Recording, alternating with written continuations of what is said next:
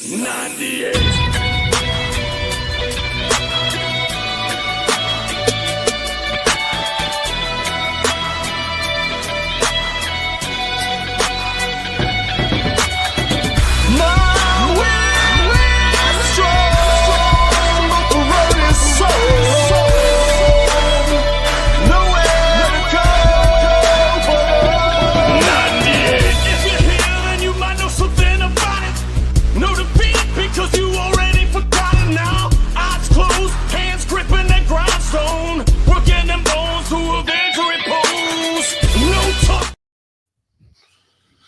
Hello and welcome to the 98 Arm Wrestling FTG Friday Night Live podcast. Here with my co-hosts, Randy Snyder and David A. Shell, the professor. Tonight, I don't know what we're going to talk about, but rest assured that it will be controversial. What's with the shades there, Chief? Remember way back when someone blew chalk in my eyes? It scratched my retina, and still feeling the effects of it. Ooh. I don't know. I have no idea. I couldn't find my glasses. Brother Tossadori is trying to join us and wants the link. Copy the link. I'm going to drop the link right now then. I could drop it in the chat, but you could send it to him personally. Also, just beat me to I'm it. I'm going to go pin it to the top of the YouTube. Also, so if anybody wants to jump on, it is pinned to the top of the YouTube. There we go. Yeah. And we are off. I don't know. Can we even do a Middlebrook said he's just reading lips at the bar. And I don't know, can we even do closed captioning or need to have something else? Maybe there's, let me look. I don't know. Well, some of the things that are said on this, it'd be interesting to see how it translates them into closed captioning. Yeah. Maybe on YouTube. Yeah, Donnie Brown said he'd like to join us tonight. Unfortunately, his internet is down again. Oh. Just can't trust that Ghanaian internet. Wisdom, Donnie. If you get it up, let us know and we'll invite you in. Would it be too controversial to talk about Charlie Kirk tonight? Talk about anything. Mm-hmm. I definitely want to talk about the Latimer, though, too. The good time we had. The Sean Latimer with the fellas, New Jersey State Championship with the fellas. Yeah, with the fellas and the ladies and the Mikey Oliva in the house doing brackets. He crushed it. Matt Connolly was doing some commentating, crushed it on the commentating. Yeah, now he was really good at explaining everything to the audience at home, like as if people were watching and didn't know anything about arm wrestling whatsoever. He was explaining it very well. Yeah. Also, he competed and did very well competing. Josh crushing it on the live feed. Yeah, now that Josh is here, we'll say something nice. On, y'all? Yo. Josh the Trader going to a WSA event soon. No. You have to. No, I don't. Yes, you do. No, you guys are bullying me. I talked to Robert Kelly and we've decided your fate. I know Robert Kelly keeps torturing me with daily texts. I told him you have my blessing. Was that the one that's going to be in Atlantic City that they were asking you to come to? He wants you to go learn on Greg Sharp's dime. No, it's actually going to be in Jacksonville, Florida. Huh. I believe it's October 4th. October 4th. Nice. Yes, sir.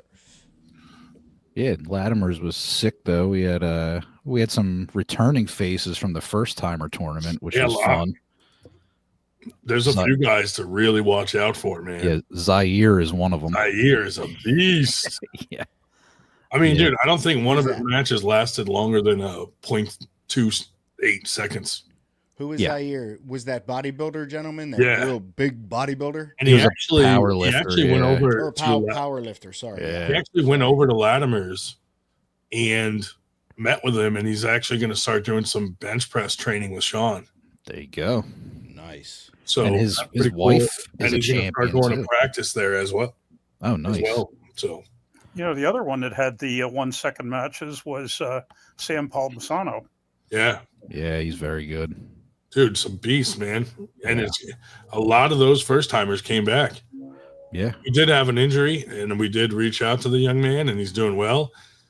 He got a plate and 11 screws put in, but he said, dude, I was not in a bad position. I don't know what happened. He said, I had been working out hard for this event. Maybe I had a micro fracture I didn't know of or something like that. But he said he felt, and anybody who watched it was like, dude, he was in a good position, kind of in a holding hook. But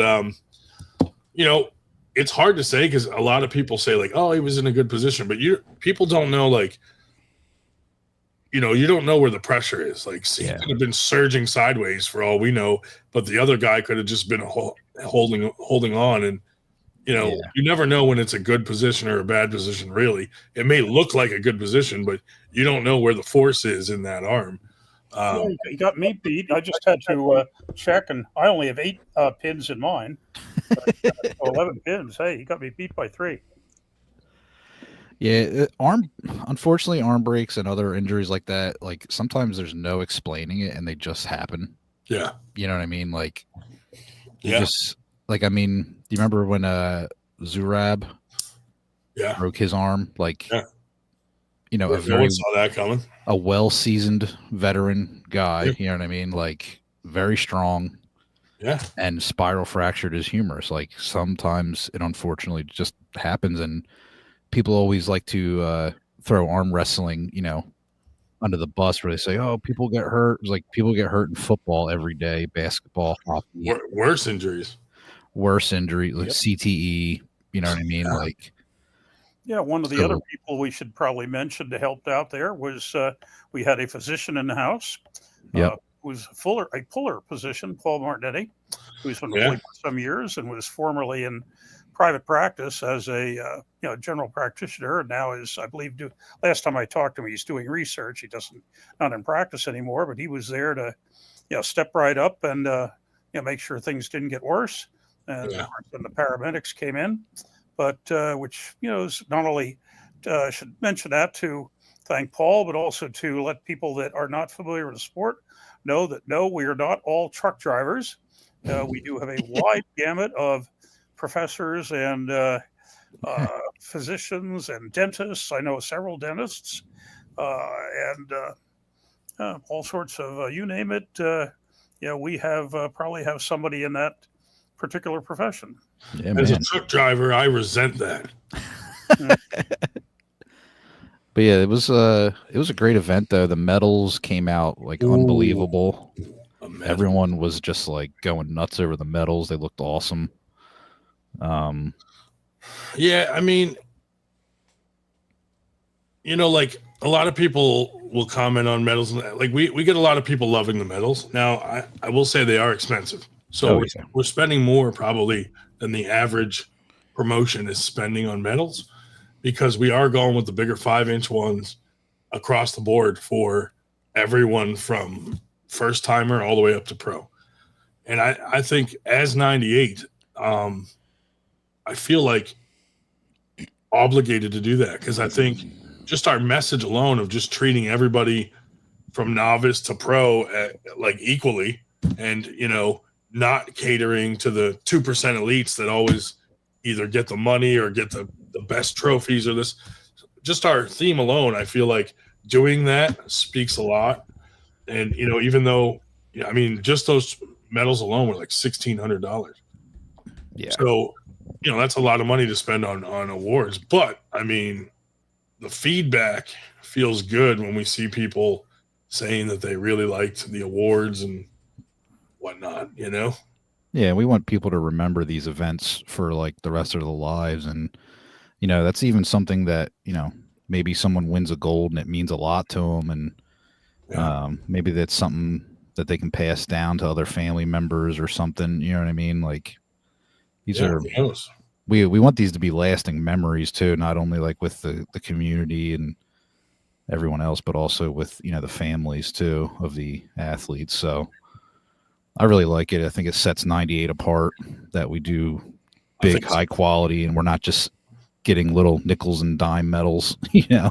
So, Yeah, I think so. I mean, you know, it is what it is. That's just something that we do, and we're going to continue to do for as long as we can sustain that. You know, yeah. we'll always try to get good medals. Yeah. I mean, I can't wait till we get the medals done of Dave Shell's kidney stone. Oh, dude, Fantastic. that's going to be the shit when we get that Right? far. Oh, man. Yeah, buddy. But yeah, Matt Connolly, I got the opportunity to commentate for the first time in my life with him. And he is really good at it. And I apologized to him afterwards. I was like, that was my first time. I'm sorry if I talked over you at any point. But I mean, he's really incredible, especially with doing Pro Panja League in India when they were in 100 million 100 million viewers. Yeah, in India. dude, he crushed it. I mean, Yeah, he's awesome. Just the way he explains everything, take like your I said, if you've never watched arm wrestling, you could listen to him talk and you're going to understand what's going on. Yeah, and I was like, "Ooh, nice," and Matt's Well, like, Yeah, You know what's extremely nice about that is when he was on commentator, since he's so used to doing it, he keeps the perfect level in the voice. yeah, And it's just so smooth the whole time. "Yeah, He doesn't Yeah. snap out and freak out and, you know, yeah. blow out the mics. Yeah. no, he's awesome. really He's a total pro, and he's a gentleman. He's a great dude. So Yeah, man. beyond thrilled to have him there, along with, you know, obviously Sean Latimer. Awesome to see that giant human up on the stage pulling. Yeah. Dave, are you getting it out? JJ likes to see it. Oh no, the kidney stone, Yeah. the boulder. You said he already saw it. Oh. Yeah, I got to see it. Sorry. Yeah, I took it with me when I went on Sunday when I went to the massive practice in Oh yeah, Virginia. Since I didn't get the opportunity, well, I was on the walker. Of course, we were 3 steps up to the stage, so that I'm not going to try to get up there with the walker. With a cane, I would have, but I was, You should suck on it when you pull, So I basically like a I hard figured, candy. I didn't get any pulling Saturday, so I figured, well, I have to go down to big massive practice on Sunday in Winchester, Virginia, with 9 Yeah, tapes, that's exciting. 30 some pullers, Oh. yeah. and so I had the kidney stone with me as I always do, and showed it to him. But Can you imagine? I bet you that fucker tastes like a big ball of urea. I've never, Have you tasted it, Dave? I've never stuck it in my mouth, thank you. But Would you be willing to taste it right now? Yeah. No. Why? I want to know if it's Dave, like salty. No, we don't know, dude. Who knows? What is it, like uric acid? It's just like What the fuck is wrong with y'all? it's going on 2 weeks, everything. so Do I really got to answer that question? mhm. Yes, for the public. Finally, a diagnosis, please. Also, if you guys didn't see, we played a little Cinco after the game. We played the game Cinco after the event. Luckily, hell yeah, we did. luckily it was just a still, not a video, because let's say No, I that. got videos. Oh, we did get a video up too. Okay, but I don't think you put that up, did you? Oh, We yeah. did, yeah. It's somewhere out there, but Well, because it's let's put it this way, for a first attempt, but the skill level was not quite. it was fun though, man. That game is really fun. Mhm. One of the videos was really good where it was actually a good match and they actually got like to figure out how to get points and stuff and figured it out a little. Yeah, that was cool. So looking forward to breaking that out at some other events, pre-post event. Yep. So Yeah, we could do the. We could To a put day for science. we could save the Ivan kidney, Marrero in the house. we could save the kidney Ivan. stone for the. I Hey, would you ban just just lick it? Just to see what it tastes Just like? lick it. We can I say mean, it came from your urethra. No. Chocolate Thunder in the house. There we go. What did we do to deserve this? It's been a while since I've been on there, so I thought I'd come by and say what's up, everybody. Hell What's yeah, up, man. everybody? We were just talking about how well Matt Connolly did on the mic at the Sean Latimer New Jersey State Championship. What a pro that guy is. Yeah. I wish that guy lived closer. Right? Yeah. Yeah, he crushed it on the mic, and Mikey crushed it on the brackets, and he's so good at announcing. It's just really good. Good having those two guys at our event. We're lucky to call them friends. Much like you, 98 friend of ours. I probably talk to Jody on the phone at least once or twice a week. Probably more than that. Probably more than that. But, there's a few guys that I talk to regularly on the phone, and, Jody's one of them. And glad to be able to call you a friend, buddy.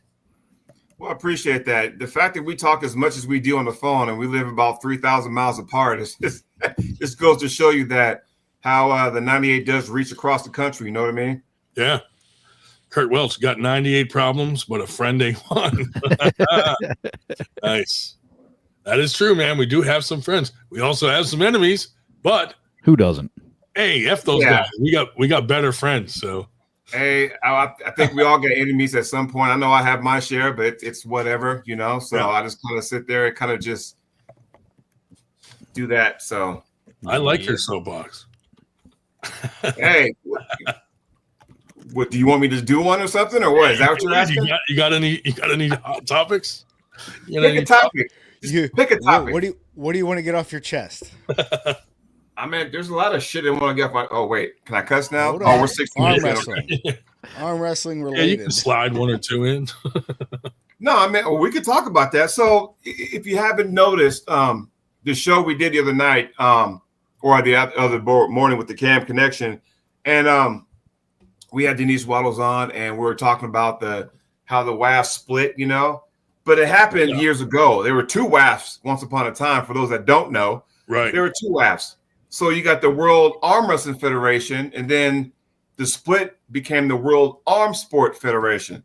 So there were two WAFs. So it happened in '98, and then it just kind of went like, okay, fine, we're going to do our own thing, and then the arm sport one kind of phased out after 5 years, and then it went back to just single one. So, my whole thing is that down the road at some point, it would be nice to have just one world title. And I think in my heart of hearts, my own opinion, if we have promoters who would just put down the weapons, if they say that we're going to do this for the good of the sport, then let's do just that, things that's good of the sport. Because all this, garbage about I can't compete here because I might get banned, or if I can compete here, but if the referee is from a different organization, then I can't compete. It's like the whole thing is just stupid. It's like, when I got into the sport in late 2010, none of that was an issue. Matter of fact, it meant something to go to a national. It meant something to go to a world. And now we're just at a point where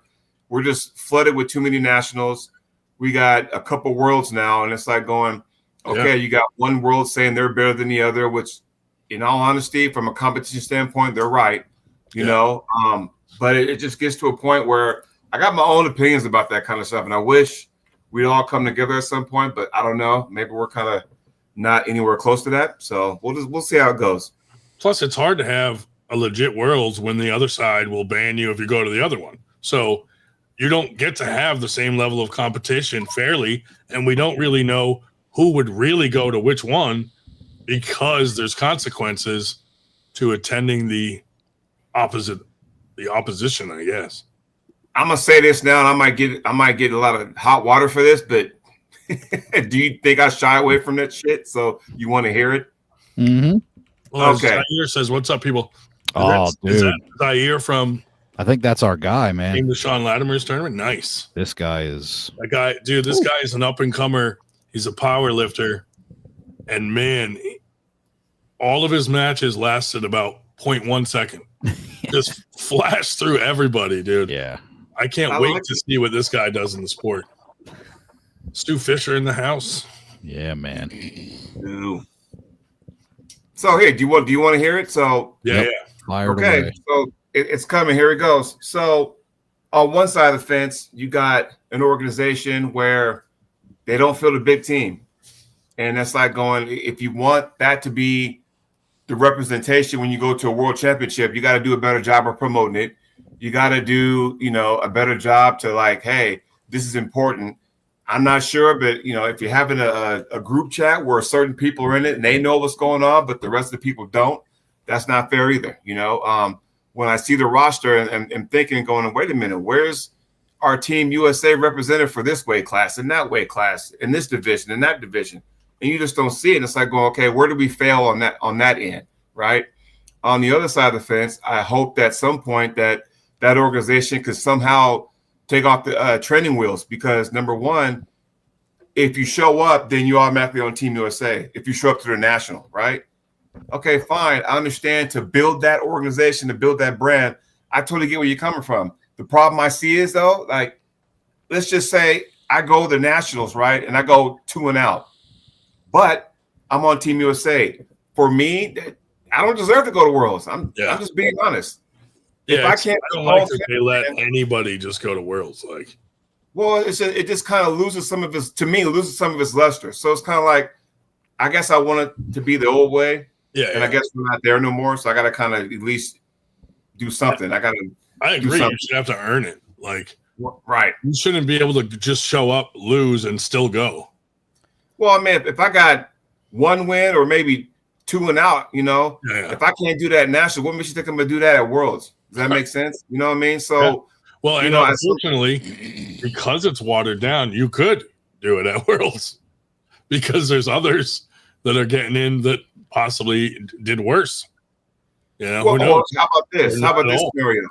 This may happen. Then again, it may not. Let's just say, because by the time Nationals rolls around in Worlds, I'll be 50 years old, okay? So, with that being said, that's Grandmasters for me. Cool, whatever. So, if I go there, right, I can pull Masters, Grandmasters, but if I got 8, 9 guys in my class, right, but 5 of them are for the USA, then it's like, okay, the whole purpose for me, my idea of that is to compete against other athletes from a different country, right? So that way it's like, okay, if I want to win a world title, I want to, hey, I beat somebody from Germany. I beat somebody from Spain, Bulgaria, whatever, I want to be able to say that instead of just, I beat this American and that American. I could have done that back home in the States rather than go across country or across the world and do that. You know what I mean? I don't know. Maybe it's just me having a weird, I don't know. Well, we actually had Ryan Espy on the Center Table show, and we kind of talked a little bit about, Worlds and other stuff like that. And Manitoba Manatee. He messaged me. He was like, "It's Mastiff." I was like, "It was just Ryan just wanted to play a little joke." I did in the title. I put Manatee. Yeah. And down at the bottom, I put Mastiff. Yeah, it was just funny. a little joke. Just a little joke. Yeah. I was like, we were kind of like pressed for time. We didn't get to do like our usual funny intro, so he just tossed it in there. He's like, "Nah, that's fine. Leave it up for a while." He's a good sport. He's a good sport and a good guest. Like, he has a wealth of knowledge. Yeah. Yeah, Very. If you remember a year or so back, Jody was at an international match with himself because Hi-Fi was telling people he was from Canada. Yep. And that's the running joke. And here's something. I'm at a point now where I'm really conflicted about going to a world championship because I want it to mean something. So it's like, okay, and I had this talk with Ryan, my co-host, Nathan Williamson, Luke Polsher. I kind of, a few of the guys. I sat there and said, "Look, man, what I want to do is that I want to be able to say, hey, I want it to mean something." And after hearing the show, and then I talked to a couple individuals outside the show was over, my reaction was like, you know what? Fuck it. I'd rather just, go to Ryan Espy's tournament in 2 weeks down up in Canada and just say, fuck it. And just say, look, I'm just going to go ahead and focus on the Arnolds because it's an Arnold qualifier, because at least I know there's no second Arnolds. There's no third Arnolds. You know what I mean? So I'd rather do something like that. But I don't know. I got a lot going on because I think I have a good chance of qualifying. I'm pulling the open class, I'm pulling the masters class, and then Ryan and I are pulling our match after the tournament, which is, weird in itself. But if I qualify, I got some decisions to make. So check this out, you guys. So the first part of next year, the first quarter next year, boy, you talk about tournaments being stacked. Check this out. In March, first weekend, right? That's the Honor Classic, right? And I think either the following weekend, I think it might be the North American Champion. Hey, sorry, my dog. The North America Championships in Ottawa, Canada, right? That's the one Simon puts on. Then the following week is the North America Championship that Sean Hancock puts on. That's in Las Vegas. Then you got Winter Blast, right? Okay, That's just March. Then April, you got the IFA Nationals. So just 5 big-time events in a span of what? 6 weeks? 6, 7? No, I'm sorry. Nationals at the end of April. But still, my hope in 2 months, there's 5 big events. So I got some decisions to make. You know what I mean? Yeah, that's crazy. Well, and even more than that, what I haven't had on the list yet, but just found out, is the week before Winter Blast, when you say there's something, big going on out there, they have moved sit-down nationals up a full month from April to March. March the 20, whatever week is, I think we're the 28th, right? Yeah. 28th of March, the 21st is sit-down nationals in Virginia. Sheesh. Why'd they move it up? I don't know, but they shoved it up a month. Jeez. And one of these days I want to do that, but Jesus, Jiminy Christmas, like what are we doing? Yeah. You got to take a month off. Right. I mean, think about this. And I'm talking to SB because me and him are tight, right? Yep. So I'm talking to him, and I told him, I was like, I can't afford to go to Ohio 2 months in a row. He goes, what do you mean?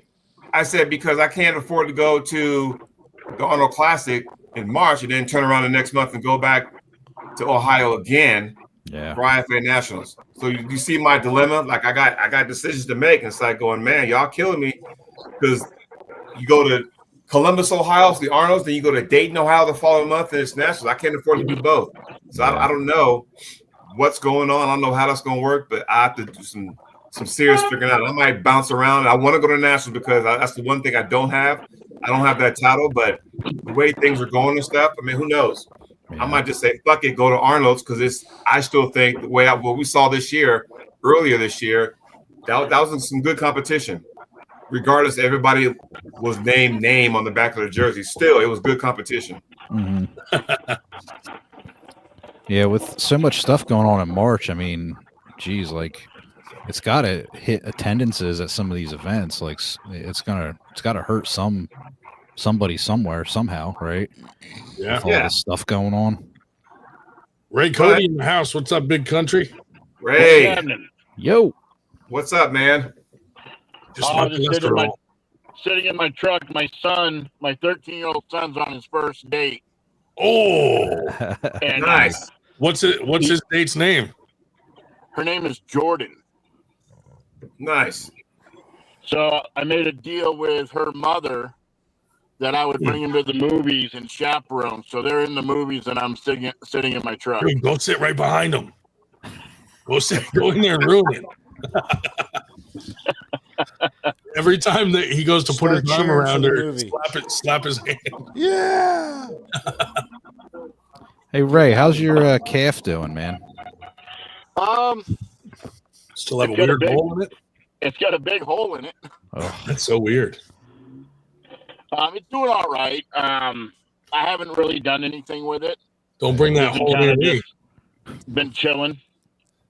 Trying to keep it open for Ryan come November. Oh God. You better plug that thing up before I get out there. Oh. I was listening to Jody saying that he wants to go to a Nationals. So here you go, Jody. November 1st is the American Southwest National Championships. Show on up. Oh, I'll be there. I'll be there. I had to say it, man. I had to say it. You know what? I'm laughing because you and I had this talk before, but yeah, I get that. That's funny, you know. Yeah, it's just this way. I mean, and then like honestly, look at next year, right? So, what is the AUA national going to look like? Do you see what I'm saying?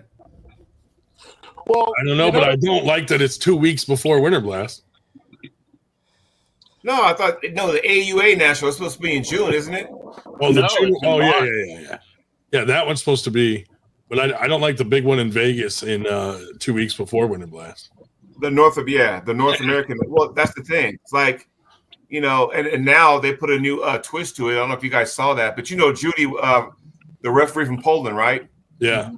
Yeah. So she put out there that, hey, now we're going to invite all countries. So that puts a little spin on thinking, okay, cool, you're going to invite all countries, but still, it's just like, man, that's 1 week after the other North America championships up in Ottawa, Canada. Yeah. Now, if you make that an event where you're inviting nationals, that will affect you with the WAF side, correct? What do you mean? Didn't WAF make a rule where you can't get banned from an event unless it becomes and you're inviting national pullers? See, that's the tricky thing. I think Tim Thomas explained how that went down. It's just like Chinese arithmetic. I hate to say use that term, but it's like, man, I can't understand why that's a thing. And it's all about how you word things. And yeah, I think the way he explained to me is that certain people, there's a way, like at his event last year at Washington State, there's a reason why some guys pulled the super matches because it was out there, but yet they never put them on the poster as pulling the tournament just to kind of save face. It's too confusing. It shouldn't have to come down to that, honestly. I agree. Big Rig, what's up, man? What's up? Big Rig in the house. What's up, man? I don't know. I don't know how long everybody's been in the sport, but I've been in the sport since 1985. And when AAA was around, you used to have to win top 3 in a city or local tournament. That would qualify you to go to states. You win states or top 3 in states, that qualifies you to go to nationals. You place in the top 3 in nationals, and that got you to worlds. And like Jody said, now you can just literally, I remember not too long ago, a nationals literally had 3 people in it, and all 3 people went to worlds. How, as an athlete, how can you take pride in that? Right. I agree. And everybody's watered everything down. You slap world title on it, and everybody's like, "Oh, I'm a world champion." I won't say his name, but there's a particular person, arm wrestler out there in this world that goes around and says he's a 27-time world champion, but yet he's never left the country. Leave me alone, bro. Yeah, Josh. Liar. I think those titles came like back in the and Matt, I'm glad you brought that up because that was another topic we talked about on the show earlier this week. Those championships were the WWC wrist wrestling and Petaluma, and actually those were considered world titles because people like Neil Pickup would come there, people like Ingen Terzi would come there, so they were legitimate. But I don't know. It's just I see your point though too though. I won Petaluma in 1999. Mm-hmm. But am I a world champion? Left-handed, we had 8 guys in my class. Right-handed, I think we had 11. And we had 2 people from other countries. But it was called the World Wrist Wrestling Championships. Right. Then I went to Buena Park. And, before I went to Petaluma, I went to Buena Park, and I won the World Amateur Championships. But there was nobody there from another country. So is it really a world champion? Exactly. I wanted to see, Ray, you answered my question. I wanted to mean something. I don't want to go to and it's what Grondin was saying. Everybody wants to have their organization be a national champion or world. I don't need to go to Roscoe's Roundtable Invitational to win a fucking world title. I don't need that. I need to go to where it's legit. You know what I mean? Well, Ray and Jody, you guys are champions in my heart. Well, appreciate that. Hey, are we going to call Domino's tonight? We might have to. We might have to. Oh, man. But like, I'll bring up a different sport. My wife also competes in arm lifting. You know, she trained. She went all the way to Russia, and 21 different countries showed up. That's a world championship. You know, you've got WOF, great. You know, but again, is it as legit as it used to be? Probably not like it used to be, but I know there's still it's still the toughest to win though. That's only because Lottie's not around anymore. Well, even so, I mean, you know, because you kind of go, it's still the hardest to win, but you know the reason why is because they still keep the same standard. When you have each, you know, country, at least our country, saying, hey, you know what, only the top 2 get to qualify. If you still hold that, then it makes the pool that much, you know, tougher to win. Whereas, you know, you go to another organization and everybody gets to come. It's like I said before, I understand if you did that to try to build something, totally get that. But now it's like, okay, how about maybe the top 3 get to go? So that way you're not like, you know, and the thing is, though, is that the $1 million question I'm going to really get hate for, and I'll say this, are the other countries in IFA doing the same thing we're doing as far as letting everybody in at the national? Yeah, honest question. I don't know, but I'd love to know the answer to that. And that's where I probably will get a lot of. I'm already blackballed from one organization, so by me saying that might give me trouble with another. So who knows? Yeah. Jody's band. What the hell is that? A train. Oh, nice. No, I'm just being honest. I mean, seriously, I mean, like I said, it's no shot at them. It's like going, you have to ask yourself, is any other country underneath that organization's umbrella doing the exact same thing we're doing? Yeah. That's a good question. Because then that makes it even worse. And now I'll probably get blackballed from that organization now by me just saying that. So Jody's been but most organizations. The other organization we don't care about because they're only getting 70 people to show up. Yeah, Jody's not banned from any organizations that matter.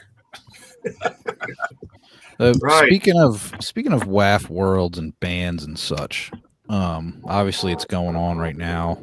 Yeah.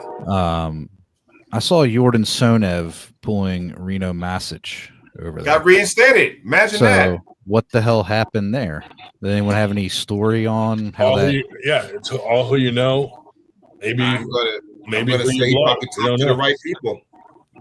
Because I don't know if Svetan is there. I don't know if he's still banned. I don't know if Plowman is banned because these are all Bulgarians that were banned. And Jordan Sonev went to the he pulled in the finals. Yeah, I think he lost to Reno. Yeah. So, like, again, it all depends on who you know and stuff. And like I said, I don't want to sit there and start banging on countries and all that kind of stuff. But, you know, I'm just putting it out there that we got to, if it's for the sport, we got to do things the right way. Is it fair that the reason why there's no Team USA, representative in certain weight classes? How many people that made Team USA, like I said, I hate to do this and I'm going to get more hate because I fucking tell it like it is. How many of those people that went to Team USA with WAF, how many went to nationals this year? Not many. Yeah, I'm not pointing the finger at them, but yeah, that's something that the team captain, whoever, or the president going, hey, we need to start filling spots. If you need to fill spots, then you got to start promoting that stuff the way you do and stop waiting until like a month out, then saying, oh, yeah, by the way, we got nationals coming up. Well, what the hell? I mean, if it's that important to you to have a Team USA, you got to start putting that shit out there by like, I don't know, maybe a month or two after Worlds is done. Once that stuff concludes, then you say, okay, hey, if you already got a venue set for next year, hey, get it out there. The minute you do, you got to promote. But I don't know who's on the panel either. So I don't know. But I'm just saying, though, it's like going, well, I know a handful of people that went to Worlds on Team USA that didn't even go to a national. So, again, there you have that. It's too many people getting grandfathered in or that's not, yeah, I cheer for him. Don't get me wrong. I'm cheering for him. But how many people does that discourage if, you got people who like, hey, I placed first or second, but yet somebody else is in my spot. What the fuck is that? Yeah. Or, well, hell, that person didn't go. Can I go? Can I take that person's spot? Like, I can literally say there was no USA representative in the 220 class or the 242 class left-handed. There was nobody there from USA. Can I call up and go, hey, you got no representative. Can I go ahead and go? What do you think the answer would be? Yep. Just being honest. Greg?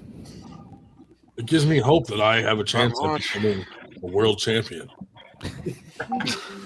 So yeah, there was my soapbox, gentlemen. Sorry about that, but I had to just get it out there. Nice. That's all right. I saw the Sweden ladies team over there kicking ass as usual at Worlds. Yes. I believe Fia got gold again, and I believe Victoria got bronze. Yeah. I think Carolina pulls tomorrow, I believe. Nice. But yeah. David Marr in the house. He said, how's everyone doing tonight? Hashtag 98 FTG, arm gods, viscosity, and ropes. Ropes. So arm gods for Ray Cody's event over there in Arizona, November 1st, they are talking about either bringing over possibly James Wall or Pork Chop for a match. So we got to find them an opponent ASAP so that we can make that happen. Eric Wolf. Eric Wolf against which one? I'd say Wall. Well, who's lighter, Wall or Pork Chop? I think Wall. Wall's later. Pork Chop's Eric would come in about 220. Oh no, Pork Chop's like Porky's. 250. Yeah, Porky's like 250. I think Wall's right around 220, right? You know what? Let me message him right now. Big Rig, you probably saw Porky recently, right? Yeah, I think he said he was like 230, 240. Was he James really? Wall? Wow, he Or cut Pork down. No, He Porky. slimmed down. He slimmed down a Did he? lot. Okay. I think he put on weight for the match for Mac. But I don't think if they give him a notice, I don't think it's going to be a problem for him to drop 10 pounds in a couple of months. Yeah. Jody, what's your dominant hand? My left. Well, I think I'm going to officially call you out for your event for a super match left-handed. Here's the thing, Ray. I mean, I would love But to you pull you got to go up that in man. weight. What's You that? got to go up in weight. I'm too fat. Jody's a hot commodity right now. Well, the thing is, though, if I can be completely honest, I stopped competing in my own event now because I can't flick the switch as far as I'm gonna compete. Okay, now I got to rep. Okay, now I got to make sure the tournament's going good. I can't do that anymore because.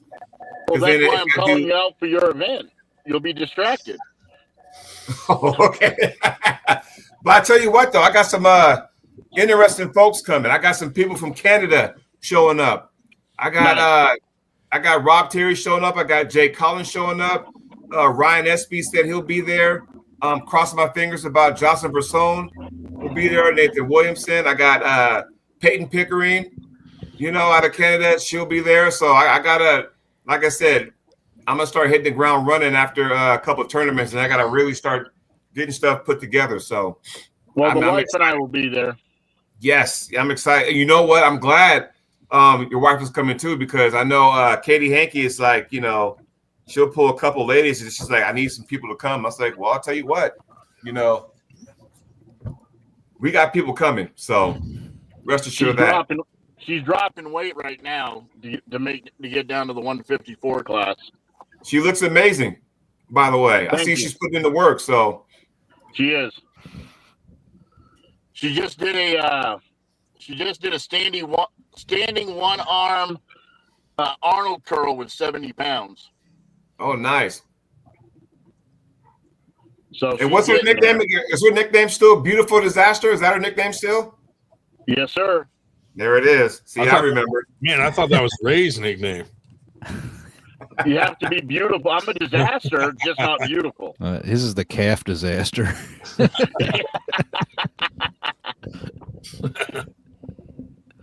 Oh man, A lot of drama going on in Arizona lately. Oh my boy. God! There's your soapbox really right there. Bring that up? I mean, we could bring it up.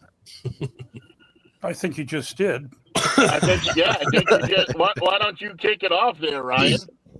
Well, so there was some controversy with, I guess, Eric Wolf pulling at one of Aaron Barden's events, where Eric's saying that he was owed $500 for the super match. Aaron was saying that he didn't make that agreement, so they had a disagreement, and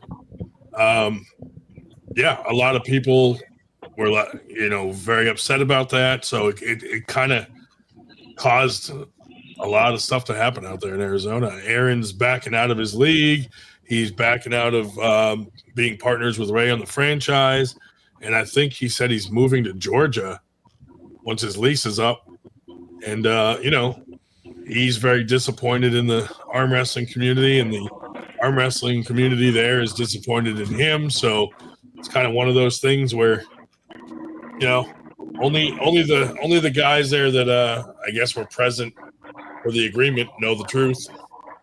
But yeah, it sucks to see more shit in the community go south. But we'll see what happens. After what he did, he better move to Georgia. It's gonna move in with Eric Harlan under the bridge. Oh, The bottom line is, if you're gonna get into promotion, you got to be a man of your word, and you can't write checks bigger than your wallet can cash. And that's just the bottom line, and that's what Aaron was doing. He was robbing Peter to pay Paul, and he got caught up. Eric's not the only person that he made deals with that he didn't keep. And nothing's Aaron's fault. It's always somebody else's fault. Dude, I know how he feels, man. Like, fucking, I hired Big Rig Eric once as a bodyguard, and he failed me. You're still here doing the podcast. You talk shit every single time. You're alive. That was the best possible outcome you could have hoped for. I want to thank Paul Cruz for that fact. Yeah. Then, of course, the famous Mike Layton had to jump in and put his oar in about the Arizona situation. Eric was being too quiet. I just had to liven him up a little. What did Mike Layton say, Dave? Oh, he put up a post saying, "Sounds like Phoenix, Arizona arm wrestling are at it again, causing more drama because nothing is happening in their board. Cope harder, you high estrogen having gear addicts." He's a different kind of guy himself right there. Hey, I'm not involved, and I can speak on that. Here's the thing, man. If I don't know what the hell goes on in Arizona, but if those guys will put all that energy like they do to fucking trying to bury each other into like putting on tournaments, do you see how good this would be though? You got all the energy, like, I'm trying to make this guy's live in hell. I'm going to say this. I'm going to say that. Use that energy and put that into your tournaments. Put that in your training. Put that in, like, focus on having the best, possible matches or whatever. Like, I don't understand why people are missing the boat on this. This is why our sport can't go fucking forward. It's about this dumb shit. But it's not just Arizona. I mean, you look No, at it's not. California. I mean, California is just as bad. Yeah, it's sad, man. Dude, I got a phone call last Jody, night. I think your state's the only state that doesn't have drama. That's because we don't have a state championship either. I got a phone call last night at midnight from a California number, and they left a message, and it was like a Spanish woman, and she was looking for the nearest practice for her son in California. She lives in LA. So I went on Arm Fighter, looked up the two closest practices, and sent her the contact info. And she was so thankful. And I was like, that was so random that she Googled arm wrestling and found 98. I was like, that's awesome. That's awesome, man. Someone from California Googling and finding 98. I was like, that's pretty cool. Some guy in Pennsylvania. Yeah, so she was like, I don't know what kind of number this is. It starts with 610. And I was like, oh, that's PA. And she's like, oh, wow. I don't know why when I Googled arm wrestling, it gave your number. And I was like, that's a win, dude. That's pretty cool. That's Good job, man. Good job. You should have answered like a directory service. Yeah, I had to look this up. This is not an arm wrestling quote, but it's certainly applicable what we would say here. Henry Kissinger some years ago was quoted as saying, "Competition in academia is so vicious because the stakes are so small." Yeah, that definitely coincides with arm wrestling. I like that. Stakes are so small. That could be applicable to Ryan's sex life too. Oh, whoa. Oh, And my penis. word. Hashtag viscosity. Yeah. Oh my god. I hate this podcast. Every time I come on here, you guys bully. I mean, what? Last week it was 20 minutes long. Now we went on. It was like, Well, okay, but may Like I? an hour or well, we so. had the tournament the next morning. I know. So I realized that later. yeah. But we were on for at least an hour or two, right? We were a little over an hour, I think. Yeah. Yes, Hour and a we half. were. Hour and a half. Yeah, something Eric like just Oh my needs God. a freaking hug. Look at him. I do. He's I so really you do. lonely. angry? He needs a goddamn hug. Look. Eric, what's wrong, buddy? What do you got going on? Nothing much. May I change the subject to ask the folks here and assembled and any of the chat a question? Sure, Dave. Okay. I was just wondering, what do you folks do, or how do you decide whether to accept a friend request or not? And what I'm getting at is I get these friend requests and I take a look at, of course, some of them that are obvious no's, like is when you get these hot chicks that want you to convince them they want to be your friend. They're guys, Dave. Those are real, Dave. Some of them, I They're look at these guys. and think, okay, this is somebody I don't know, and they may have 150 mutual friends in arm wrestling, and but I look at what I usually do. I look at their posts, and they don't have anything. They maybe had 3 posts in the last 2 years, and I'm thinking, why are these people, even asking, and why would I want to, be friended with them? On the one hand, I don't want to say no because, kind of rude. Maybe it's somebody that watches our podcast and wants to follow, what we're up to. On the other hand, I think, why? So what I suppose my question to you is, if something comes in with a friend request for somebody that you do not know, what criteria do you use to decide whether to accept it or not? Who are you asking? Breast size. Anybody that'd like to jump in?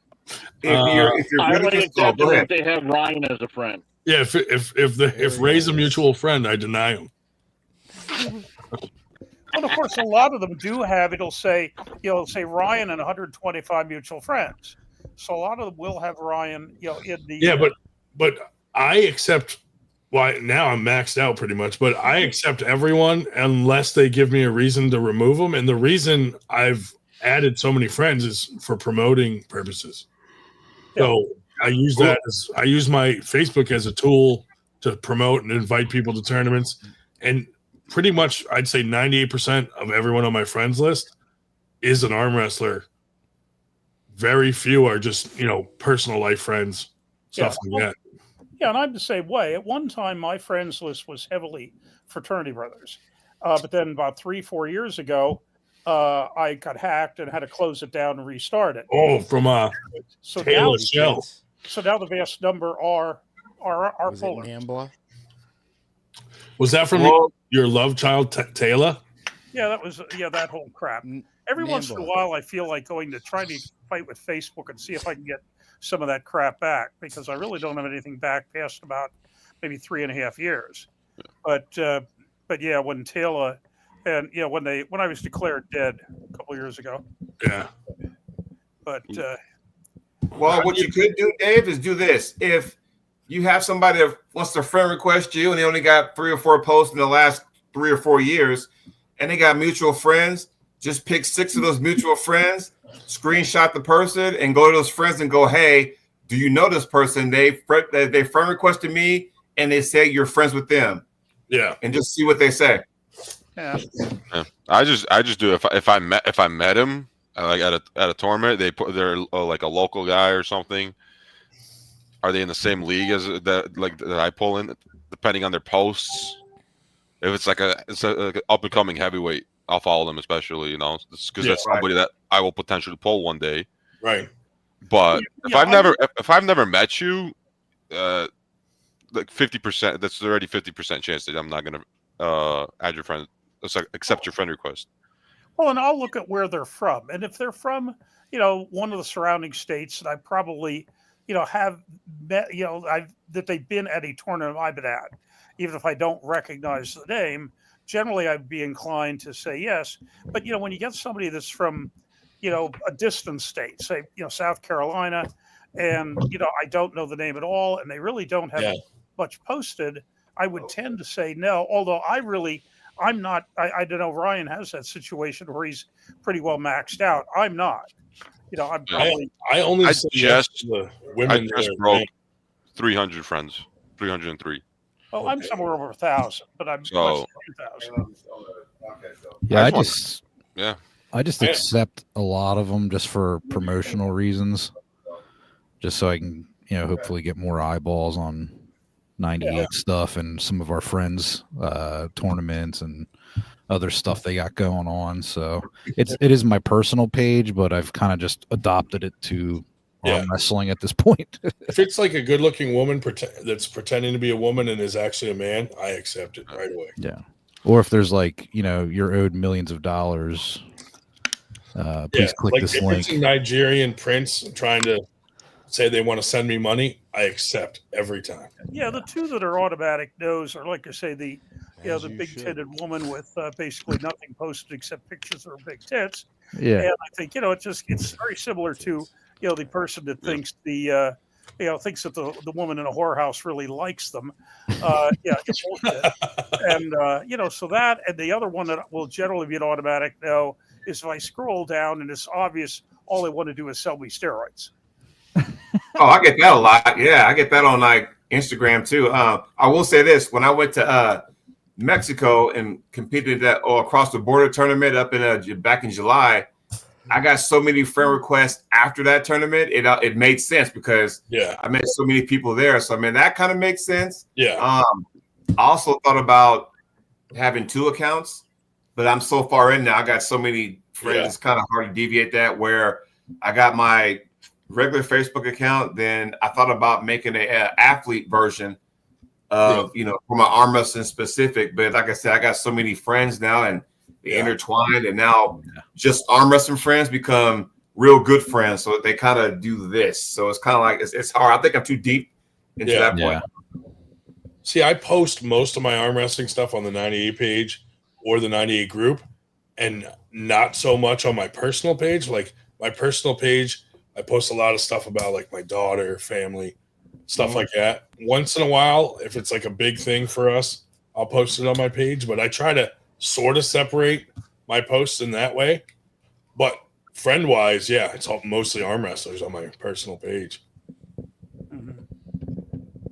Yeah, especially at this point in my life, most of my friends have moved away or they got their own things going on. So like I don't really hang out with too many people besides my family or, going to tournaments and stuff. So it's like, you guys got friends? Yeah. I got like 2. Josh has no friends. This is true. Well, and I'll tell you what, let me ask another question. I'm directing this one to He yells at babies. I'm going to direct this question to Jody, or anybody else can answer.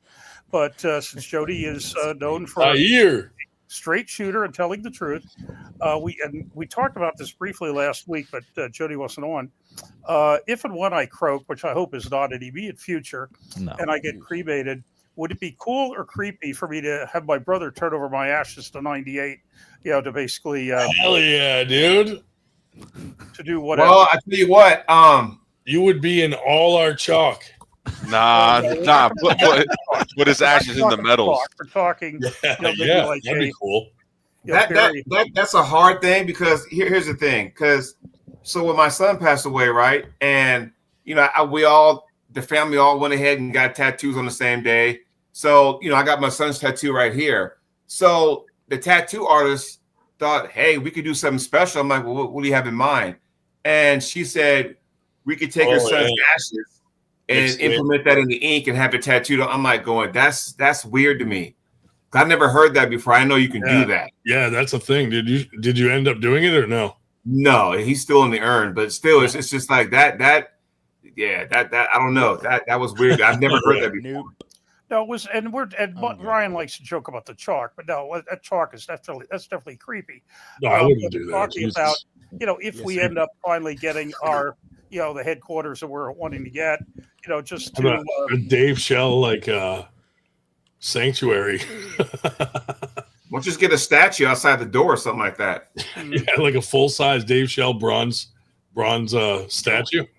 Yeah, we- why Can we not? just get a cutout I had of him? talked once about when I went to school in Western We Pennsylvania. can We sit him talked down about one last time to do scattering the brackets. ashes in Cooks Forest State Park, which is a really nice park with virgin timber, the old original timber in it. And I don't really give that much of a crap about the college anymore, to be perfectly honest with you. And 98 has become a much larger part of my life than the college or the fraternity, for that matter. And so it's just a question of How about what to do with the ashes. How about a glass case, Dave? Picture this with shells. We got the urn, and then a bottle of Gold Bond powder, and then your kidney stone, all on display in the 98 headquarters. So it's like a mural, Yeah. like a Hall of Fame We type could deal. definitely do a mural of all of Dave's matches. All of his losses. Hey, Big Rig, this dude Zaire, he's a new guy, newcomer. Could be on your radar for future matches, buddy. He went through everybody that he pulled in like 0.1 second. Power lifter, super strong dude. So his wife is would a love to see record him holder pull. too.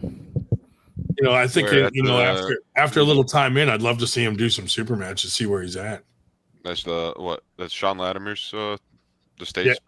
He did He came to our first timers domestic disturbance, so clean the Latimer house. one was his second tournament, and dude is a beast. Yeah. What's his name? Zaire. Zaire. He trained a little bit with Leroy Walker too. So I think Leroy is the first guy that actually got him on a table, if I remember the story correctly. Well, there's Shubich with Which, of course, great is advice. weird. I can't even weird spell comments. Zaire. I don't even know how that's spelled. It's in the chat there. ZAHI.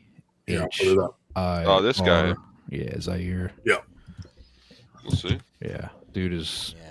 He's still new to the sport, but he's getting into it, and him and his wife are both power lifters, and his wife is like a record holder, I believe he said.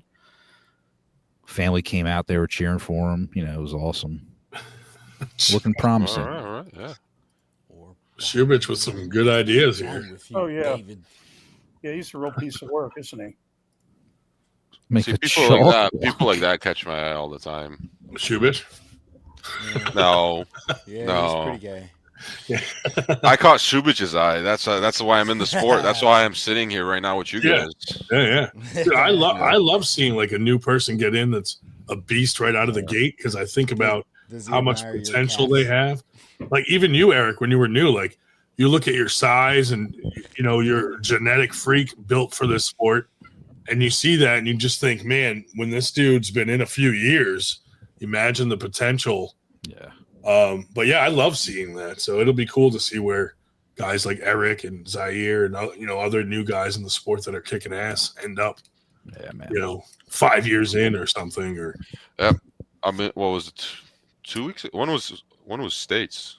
3 weeks ago, almost now. Our state championships. Yeah. I went against Shiu. Oh, nice. He absolutely whooped me. I was not ready. Yeah. Yeah, I did pull Mac that day before, but I did win my super match. He's a beast too, though. He is a beast. Yeah. But I really looking forward to go fresh with him again. I have an Eric-shaped suntan. What is that even supposed to mean? What does that mean? He's in your shadow, dude. Just blocking my view of the sun. That's how he discovered you. There was an eclipse, and it was you blocking the sun.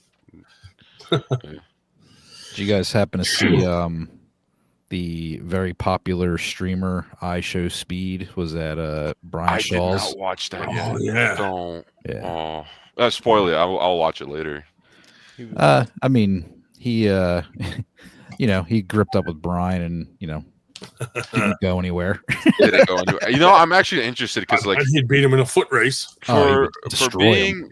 being one of these new generation influences that I don't really like. Yeah. He is one of the most athletic people I've seen on Speed? YouTube. Yeah, Speed Oh, is He is ridiculously is. athletic. Yeah. fast as Yeah. He's like So, like, tremendous soccer how would- player. How would he do in an arm wrestling competition? That's like just amateurs.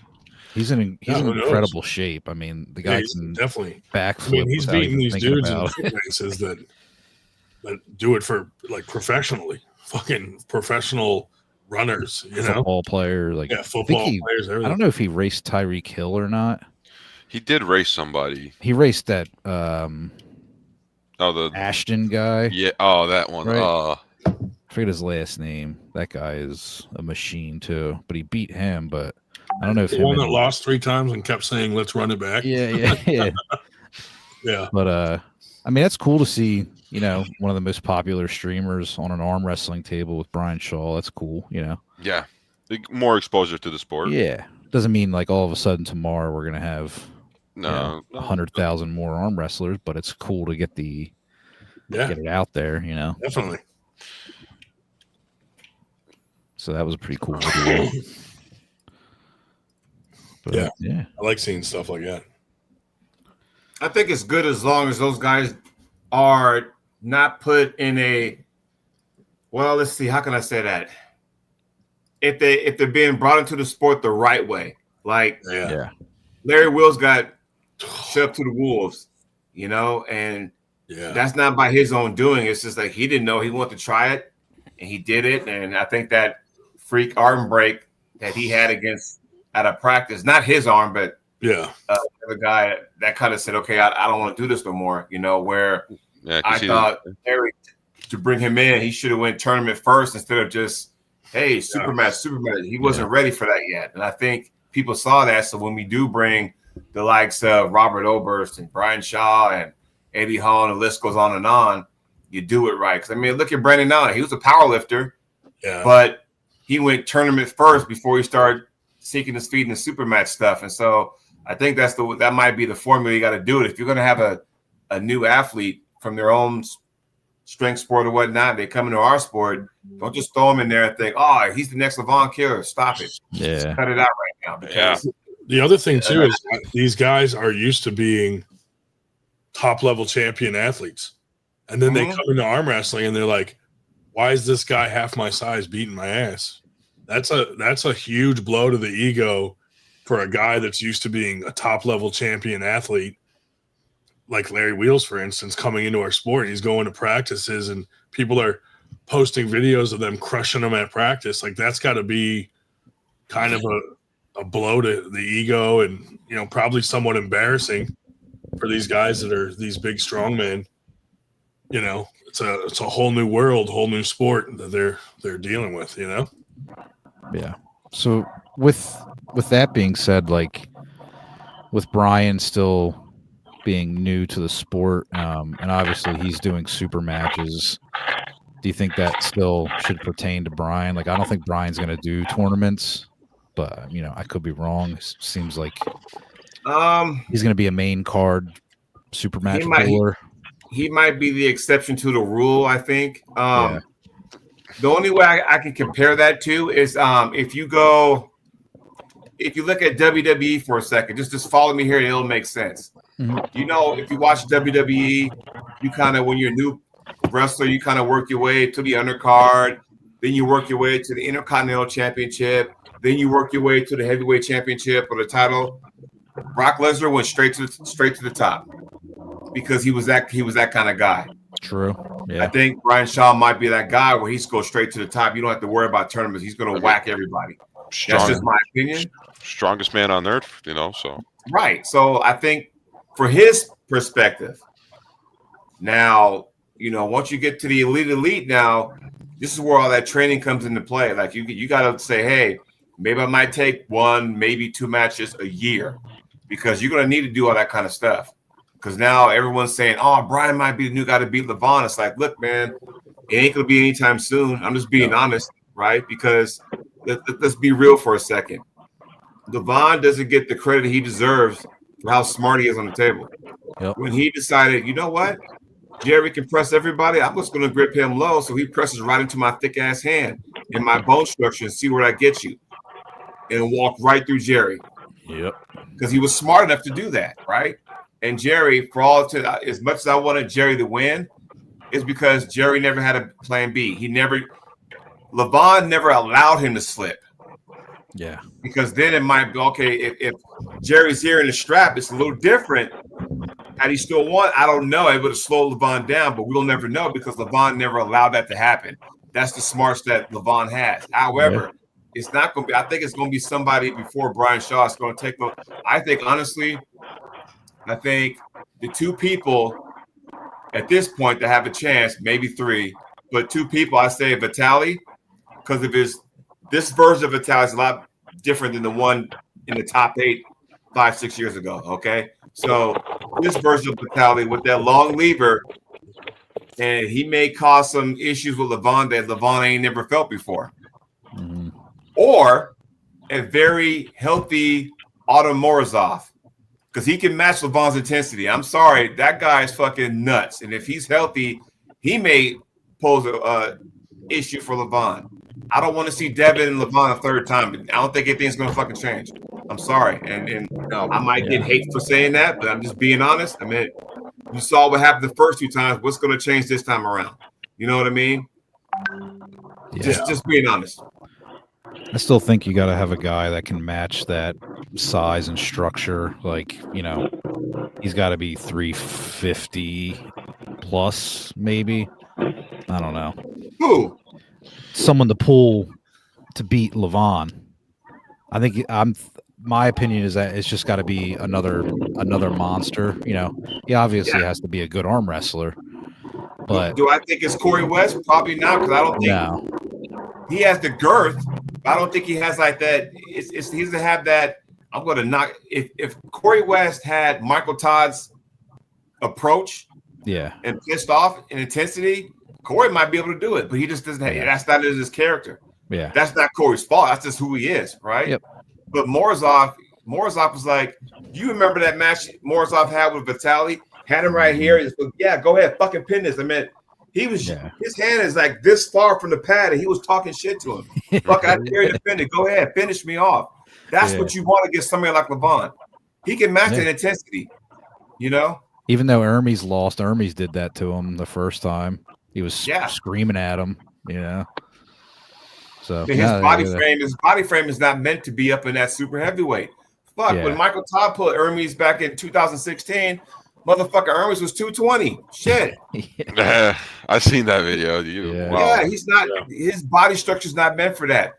Vitaly is 6'8". That guy has the body structure to compete with that. Morozov is. Have you seen that guy's fucking shoulders? That guy has the frame to compete against something like that. Even, How is Morozov's recovery coming along?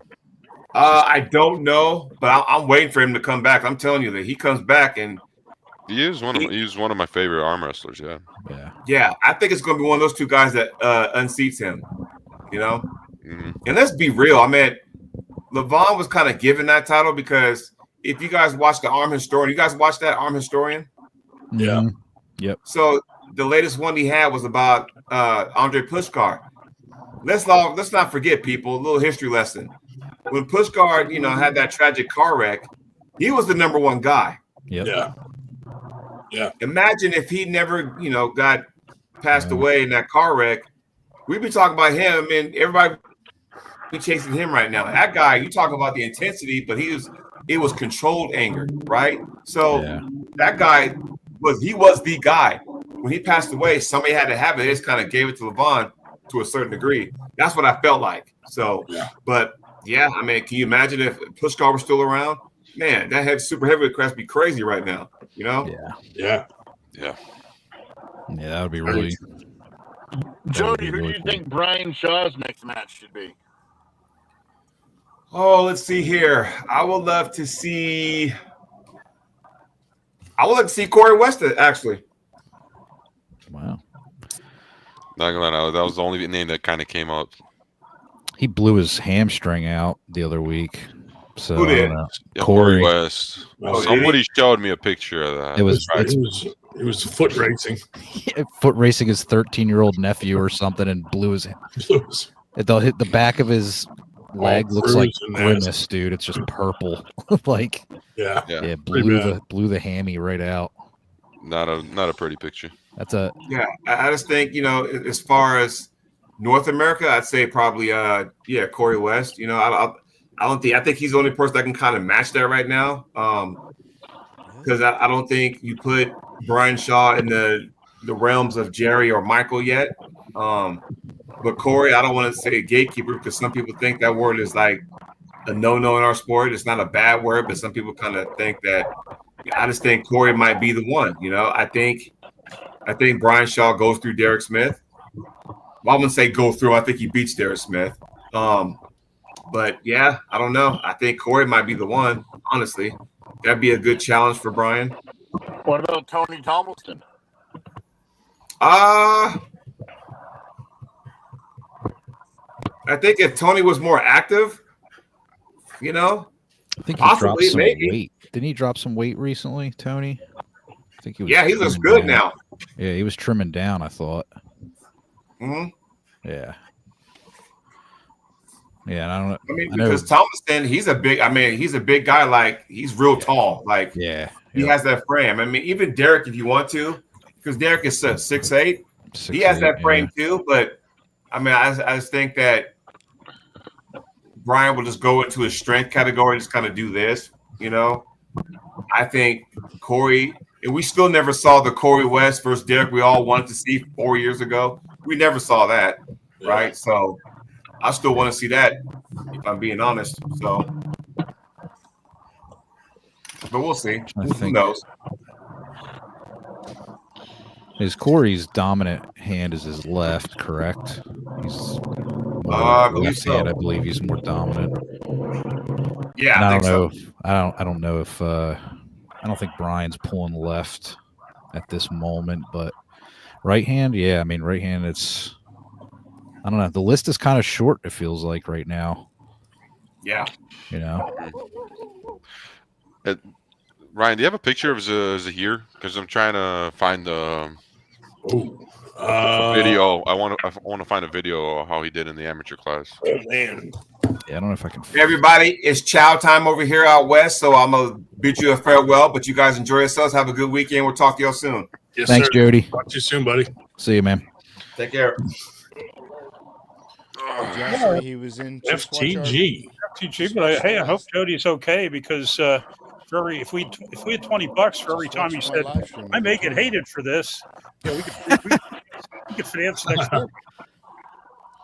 Can you just watch the live stream of the tournament? Yeah, I am, but I don't know who I'm looking for. Oh, Let me try to scrub it real quick and find it. well, I mean, if you keep listening, what's his name? Hollywood should probably I say went his looking name for when him. it It was comes up. 200. Oh, He's shit. amateur, or excuse me, novice 200 plus both arms. He was the first place winner. Novice. In Okay. fact, he's first place winner on both. So if you can find your way to them announcing novice 200 plus Okay. arms, he was the winner of both. Yeah, I'll get to that later when you hop off. But yeah, I'm not pulling. Apparently, I don't think I'll be pulling till next year. No more competitions till the end of the year for me. Because of the super matches? Well, I somehow managed to squeeze Mac 4 in. I don't know how I managed to do that. I know how. I talked to Matthias about it. He actually feels bad for you. Why? I'm just kidding. Oh, I thought they mentioned when they had the ring girl situation. I did not like that. I did not like that. Yeah. I'm not a fan of that in arm wrestling. No, a lot of the guys that I've taught that when we brought up the subject agreed that we don't need ring girls or show girls or whatever you want to call them. parading on the stage, because it doesn't look professional to me. Yeah. No, it's like you're trying to make it boxing or something, some other sport. Yeah. Oh, dude, I forgot to bring this up when Jody was here. So we were talking earlier on the phone.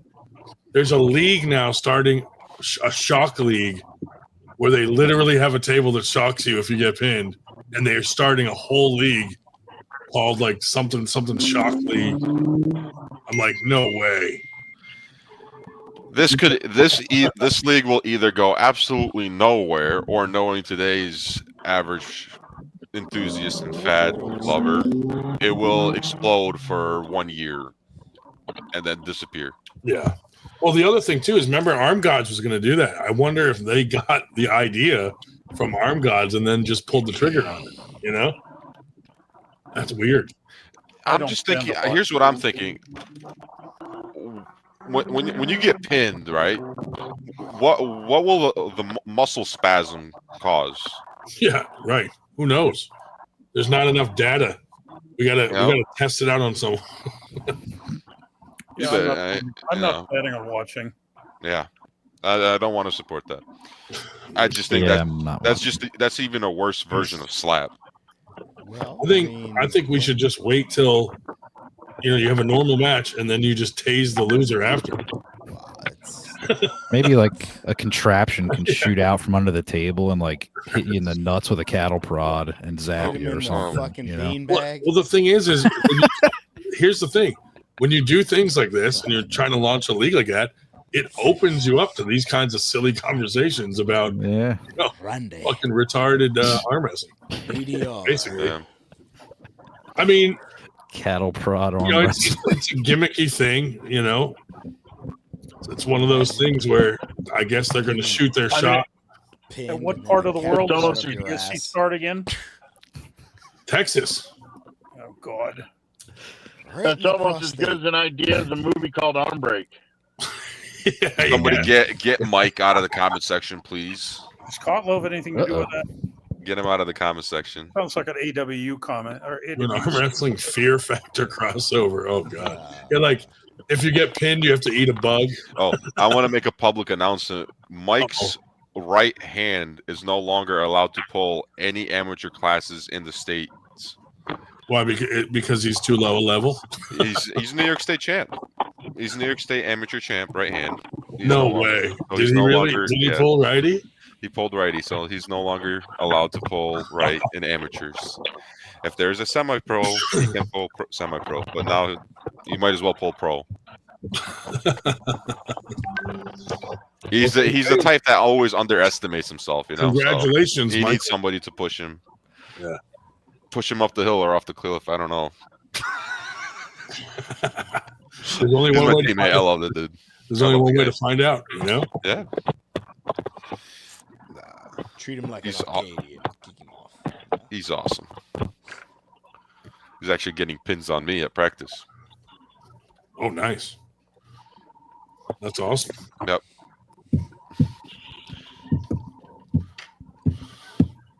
So they're already planning Arm Break the movie too. It's going to be called Spiral Fracture. Oh, dude. So where's the first one? I don't know, dude. Hopefully that does not happen. That's the sequel you said, right? That's just not what you want to call a movie about arm wrestling. Is the prequel going to be total bicep tear? Stop. No. I have nightmares about this. Pectoral tear. Yeah.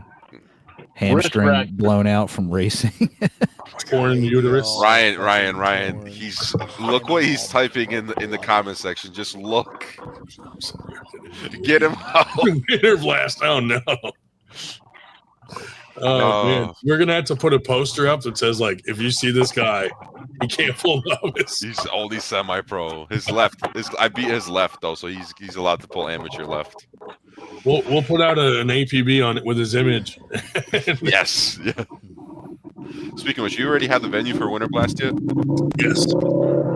Is it gonna be the same one? No. Good. Be where we were the year before.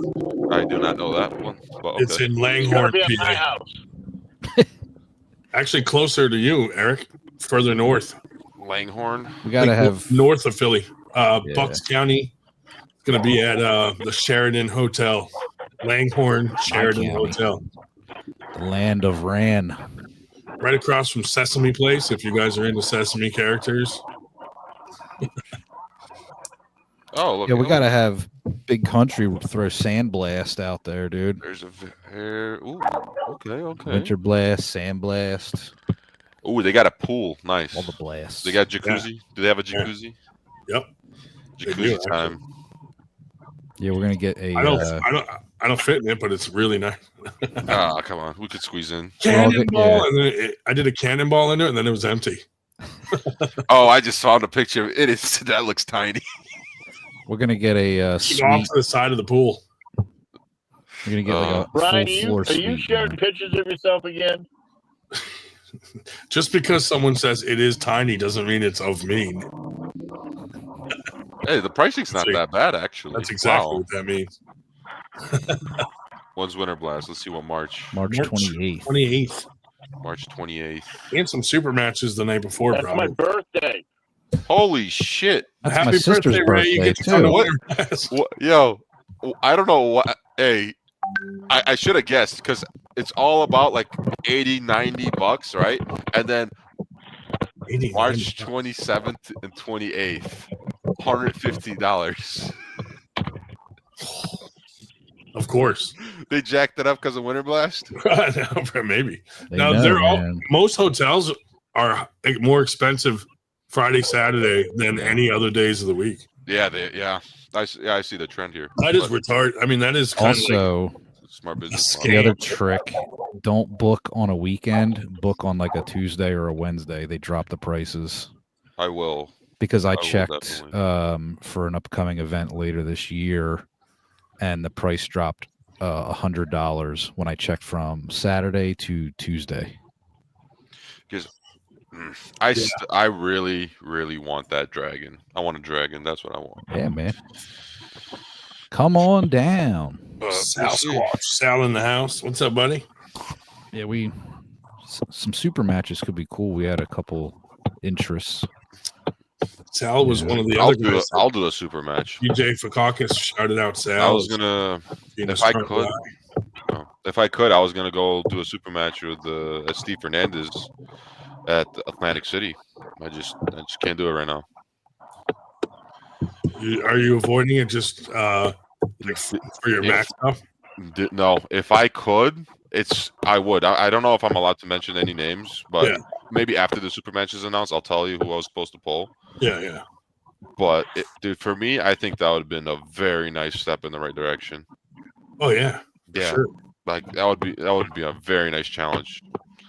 Especially after Richard. Like for me, Richard was probably one of my hardest matches I've ever had for my right hand because and it was a 3-2 on a MAC table, which is very rare.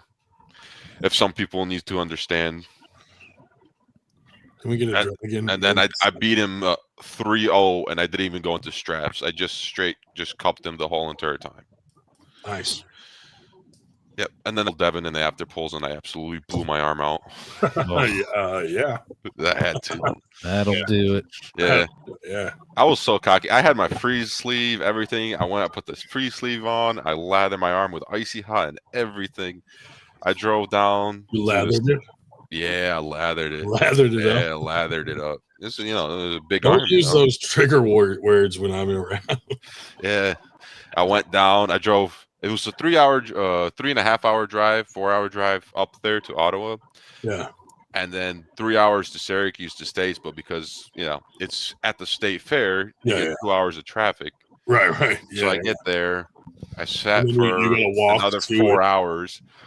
And while sitting, my arm just starts hurting so bad. I'm like, here we go. First person I'm pulling, Shiu. Pulls my arm off, and I'm just like, oh, I can't feel it. Like, I already need the ice pack. And then I lost to, I pinned Eric Homar. I pulled Pedro. I pulled Shubich. Where is he? I pinned Shubich. because she decided he could hang with the big boys. And then I went against John Geisler, Oh, nice. and he pinned me. Nice. And yeah, he put on some weight. He looks very good at the super heavies. Yeah. So That's cool. I might try maybe next month or so. I'll try getting out there to Rochester to do a little practice. Yeah. But we'll see. It was an awesome trip though. Yeah, there's so much stuff to get to. Michael's very confident about pulling in the novice class. Salamander for novice. Yeah. Oh, do 3D print like dragon eggs. Like you're not there yet, but here's your dragon egg. There you go. We'll give him that little dragon keychain. Yeah, That'd be funny though to do dragon eggs. dragon Good eggs. idea. Actually, that's a good idea. Some like cracks in the shell, like he's Novice getting ready gets to come a out. dragon egg, and then maybe like a small dragon breaking out of an egg for amateur. Dude, honestly, yeah. Like just Just 3D print it. leading up to the dragon. 3D Yeah. print it, yeah. I don't. We did these 3D printed skulls one year, and they were complaining, going, "Oh, these feel like a cheap toy because it's so light." And I'm like, "What the hell, man? I would have been ecstatic to get one of those." Because you made him. Yeah, they came out awesome though. You probably have 5 of them in the corner right now. Josh actually made them, and they came out awesome. Josh made them. Yeah, they're pretty good. Like, Okay, so they were better. Okay. big skull, like with horns, like a demon. Like they were pretty cool looking. And I forget, someone made a comment like, "Oh, they feel cheap. I would have rather had a metal." And I was like, "Well, goddamn, fine." Well, there's Yeah. there's one of your skulls. Yeah, it wasn't like that. Though. That's pretty cool. I wouldn't take one personally, but that's just my thing. I don't do skulls. I don't do anything satanic or demonic looking. So How do you look in the He's mirror? not. He just holds my hat. He just holds my hat. yeah, that's my issue. I only have one trophy that has a skull on it, and it's my first trophy ever. So like that's the only one that gets a pass. And it's a very small one. Is that how you judge it? Like if it's small enough? I mean, no.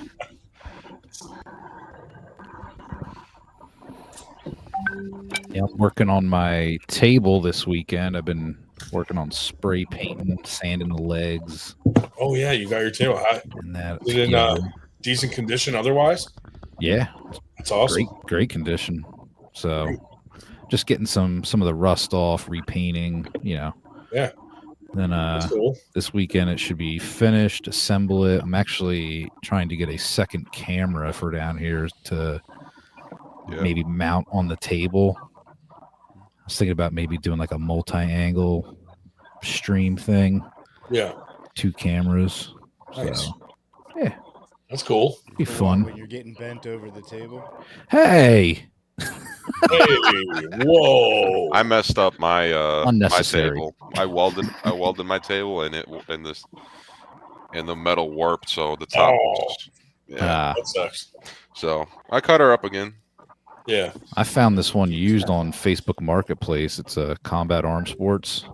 Oh, nice. Guys, like, it's just basically a table that I put stuff on now. I don't really use it ever. So, went up and scooped it up. It was like 45 minutes from my house. So, See, I have in my area, I have an arm wrestling table that I thought was for sale.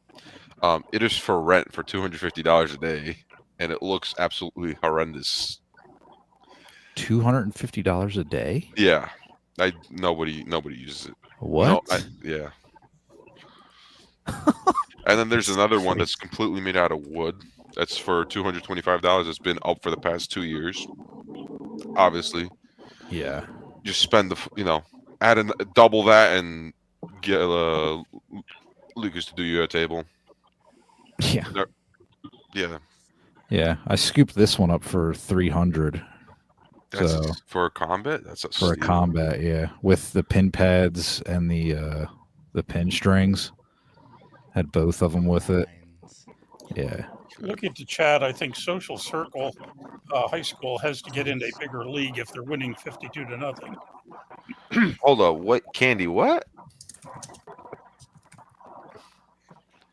Oh my gosh. That sounds like a school football, D1 man. school played a D8 school. Does that even exist? What? I mean, I don't even know what they consider them around here. I remember when I was growing up back in Pittsburgh, it was all single A, double A, triple A, quad A. And if your school met the certain number, you got that A representation. Yeah, like D1, D2, D3, there's 3 categories. You know, D1's the best, 3's the worst. There's probably something below that, but I never got to play.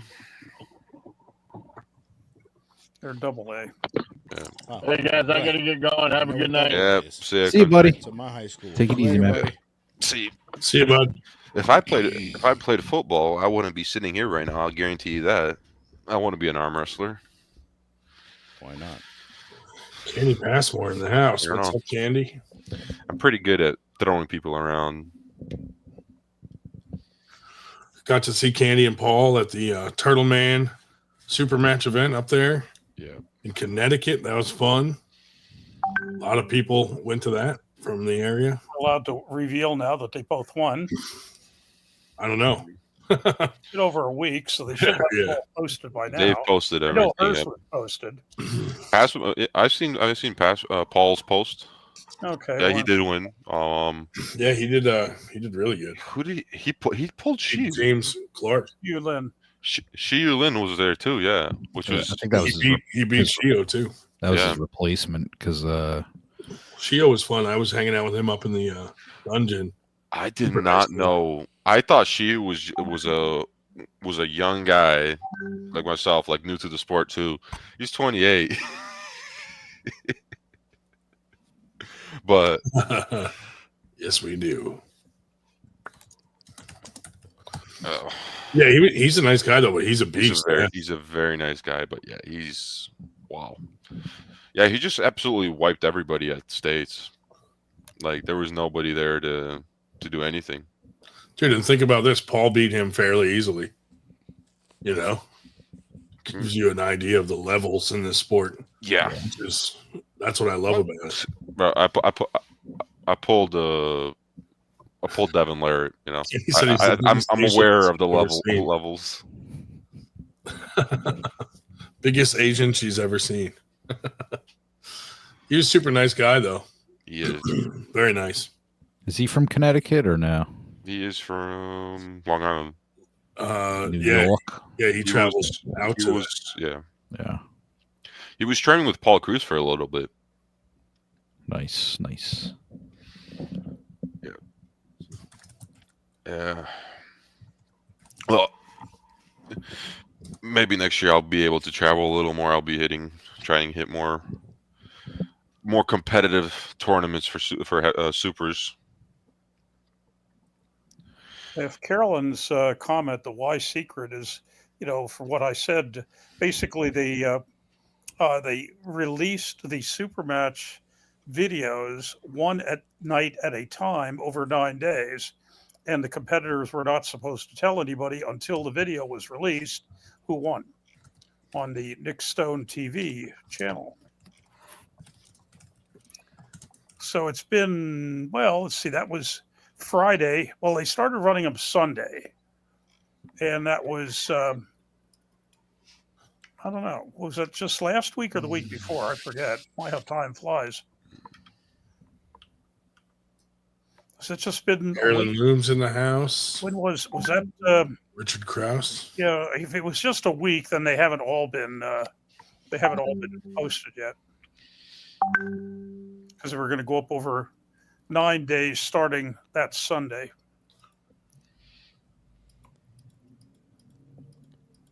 So if it was just last week, we only had 6 days. All right, y'all. I'm heading out. Oh, you would. I'm See you, crashing buddy. hard. I'm Later, kind man. of alive, you know. Josh always leaves when we stop the gay talk.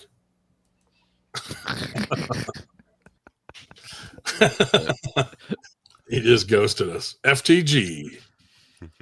Anyway, things have been going good though, man. We've been getting a lot of good feedback at our tournaments on awards and the organization of how it's running. It's going pretty good. And then really doing good with the franchises across the board. Everybody's starting to plan their events. Seeing that come together is really cool. So yeah, we got a lot of good things going on in 98. It's been really fun and busy as all hell. Yeah, working on sponsorships for Winter Blast and such. So, Yeah. you know, if you know a sponsor or you want a sponsor, let us know. Yeah. But yeah, it's going good.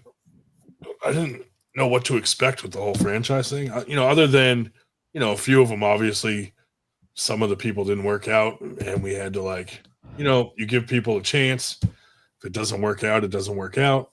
It's a shame, but Yeah. Like North Carolina, for instance, Alan Vaughn stepped in, took over, and now everything's running the way it should be.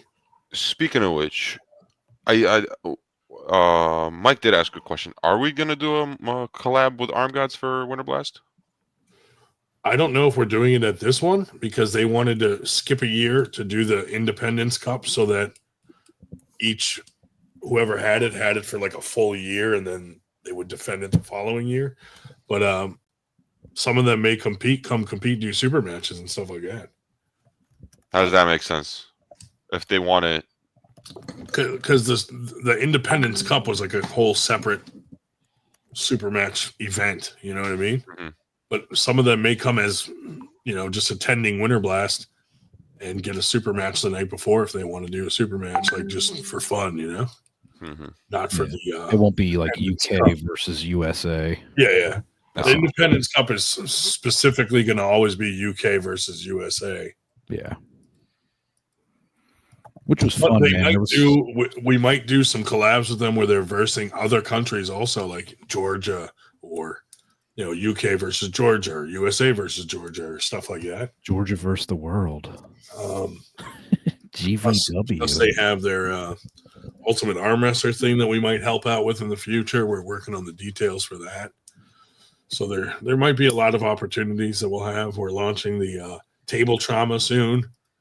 Just working the final few details on that. We'll be doing that soon, which will be cool. So we got a lot of things in the works. The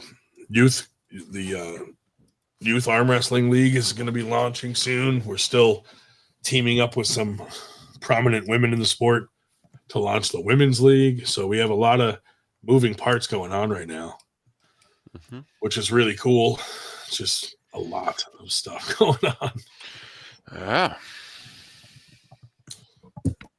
But it's cool to have, new people joining the forces like Randy here and David Flaherty out there somewhere in the world doing what he does.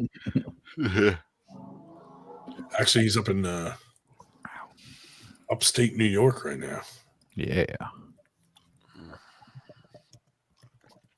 Yeah, Arm Gods are pretty irritated about that Shock League. Are they? Because they actually designed like a shock table, and now they feel like those guys stole their idea, which it's possible. Arm Gods were the first to bring it up. Well, I'm going to invent a nail gun table. So you get a nail blasted through. Mike said talk with Mac, maybe do USA versus Canada. Well, that would be tough. And honestly, that wouldn't be a bad idea because we technically did a USA versus Canada at their event. Part of the problem is they did New York versus Ottawa. And I don't mean it's a problem, but MAC is its own thing. So they have their own rules, their own table. Yeah. And I love that. And I think it's going to continue to grow, but it's, it's hard to mix that with traditional arm wrestling. You know what I mean? It is. And I've had that conversation with Ian in depth. Like he wanted us to use the MAC tables at Winter Blast, but it would be really difficult to continue the size that Winter Blast is by and bringing in we've whole talked new about this table, before. whole new set of rules. You know, Yeah. You could do it on a smaller tournament. Like Yes. if you want to do, if 98 wants to do the collab, you can do it Yeah. on a smaller tournament for sure. that Yeah, but you can't do Winter Blast because Winter Blast that's your gem essentially. It's too big. It's literally the biggest, one of the biggest in the Northeast. Yeah. So it that it makes would be sense. very good. It would be very good for Mac, but you also got to think about do people really want to pull on the Mac table, or did they want to pull on the standard WAF table? Yeah. Especially for Winter Blast. I mean, we definitely, like you said, could do it at a small tournament, and then it'd be like maybe we had a yearly Mac event, so it's always on the same date every Mac year, collab, and everyone knows we're using a Mac table and we're using Mac rules for that one event. Like we could do a one-off type thing like that, and then that would be cool. And I've already talked to Ian and Matthias and those guys about it. They're down for it, so that maybe that's something we do in the future with those guys. We have a good relationship with them. So, White Wolf in the house, what's up, buddy? Hey, the man himself. We were talking about these guys doing their electrocution table, where you get zapped, and stole the idea from Arm Gods. Arm Gods were the first ones to come up with that idea. But next Winter Blast, we're gonna have the pepper spray table. Yes, dude. I know. Can we have like a pie to the face table? Like not like that not would be like fun, dude, like whipped cream pies, like an actual splat. like pie, like apple pie or blueberry pie. Something like So I can enjoy being pinned. Yeah. Well, like hot soup. Dude, I would never win a match if there was food on the line. Exactly. Yeah, I would never win a match. It's boom, just like, people, what do you got over there for me? Just like open my holding the mouth. guys, like, what do you got there? He's like, oh, apple pie. He's like, all right. I just got ice cream with it. Yep. Boom. Yeah. How about if you lose every round you lose, you have to eat like a Carolina Reaper wing. Oh hell no! Ray Cody's event, they're doing a Reaper hot wing competition. Oh my god, no way! Yeah.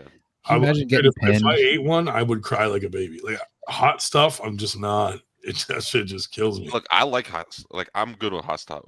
I always my go-to order is for wings here is mango habanero wings. Oh, the hottest I know is like mild buffalo wings, dude. However, there's a certain level of spice you like. That's enjoyable. Enjoyable, yeah. It's enjoyable, like mango habanero. That's the perfect level for me. My spice tolerance is a little higher, but I like habanero. I just don't like the mango. Dog or cat food. I love the mango because it's just like it's a nice little sweet to it. I like mango is one of my favorite fruits to eat, anyways. So mango. I mean, really, the Mac table should have mac and cheese. Oh, well. Ian always says, it's a Mac, like Big Mac. Yeah. We should have Big Macs. Have them on the pegs, so you can just take them out. I have a training video where I put a donut on a peg, and I was like trying to get to it, trying to eat the donut. It's like, this is how I motivate myself to train. You post it? You got to post it. It was out like years and years ago. Oh, years. That must have been before me. Yeah, probably.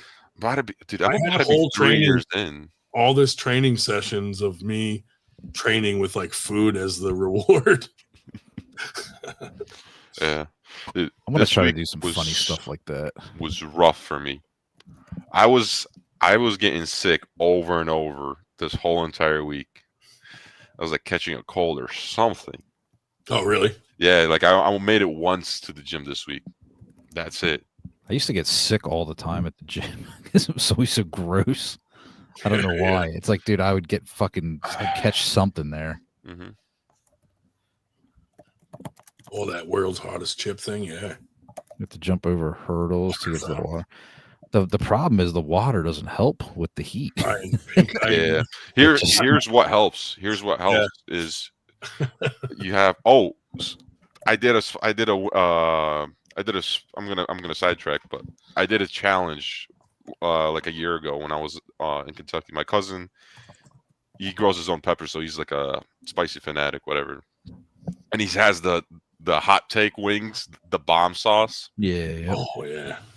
And yeah. And he was bringing out all the sauces, right? And I'm like, they're not bad, right? And I got that one, and let me tell you, it hurt. Like it was pain. Yeah. Like, see, that is what I don't look forward to. and what you do is the thing that helps with it is kefir. So I don't know if I'm saying it right, but just like aged milk, essentially, that's what it is. But the problem is once you keep you're gonna down the whole bottle. It's gonna help a lot, but it's gonna come out the other way, and you're not gonna like it. Oh yeah, I bet, dude. That just triggers some. Because you're drinking so much dairy product out of nowhere. Plus, you had all that spicy hot sauce and everything down. Then, yeah. Why punish yourself? You know why? Yeah, dude. If I'm gonna eat something spicy, it's like stays within the enjoyable realm. If it starts to hurt, I'm like, no, that's not fun to me. Some people are just masochists, you know. Mm-hmm. I like the pepper spray table idea, though. I think that's good. I like that. Actually, since the favorite question of non-arm wrestler asking us is, are we any related to slap? You know, what we should do is combine the two, and whoever wins. I've said this multiple times. We must arm wrestling must create as much distance away as far as possible for slap. Like, don't even mention it. Don't even. So were you disappointed that those arm wrestlers did slap? Yes, I was. Yeah, I was very disappointed. Lachlan Adair and Derek Smith. See, here's the thing. Oh my goodness, we're having a slap match. Butterfly milk. No, I'm just kidding. How do you milk a butterfly?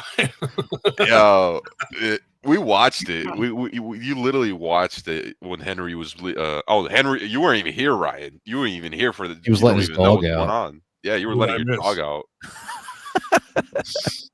When Henry Passmore was running the podcast. Oh yeah. Speaking of which, we got to get him on again. What the hell's butterfly milk? He's got. How do you milk a butterfly, dude? You just squeeze it out of a cocoon. Kind. That's gross. Look it up. Oh, is this a trick? Are you guys making me watch something Probably like Two Girls, One Cup or something?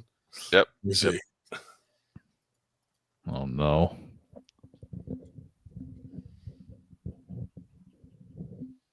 Oh my god. Mike, what is your obsession with Fear Factor today? What the flip? What the hell are they doing? What are they squeezing? They're just squeezing the guts out of a butterfly? It's semen. Oh, you can't say that word when I'm on the air, dude. Now the whole show is going to be about semen. Hold on. So they basically get a butterfly to ejaculate?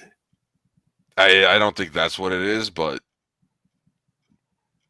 that's not like you to say semen, Eric. I was gonna. I mean, it feels like it's already past 12, but it's only 10:23. It's too early for that. Dude. It's too early for this. We all were clueless, but Henry was all about it. Oh my god! Yeah, he knew so much about it. Milk expert. Mm-hmm. Yeah, he saw on TikTok or on the YouTube scrolls, like, because I think I thought I saw it before or something, but when I Googled it, I was very disturbed. Oh my goodness. Ryan, are you able to bring up the merch section on the website by chance? Oh, substance claimed to be milk extracted from a baby butterfly or caterpillar. Ugh. Weird. Butterfly semen. Mm-hmm. Caterpillar semen. What the heck? Okay, that's strange. I'll give you that. I would not want to be a person that has to ejaculate a caterpillar. Mhm. like holding my own penis. Yeah, how does that work?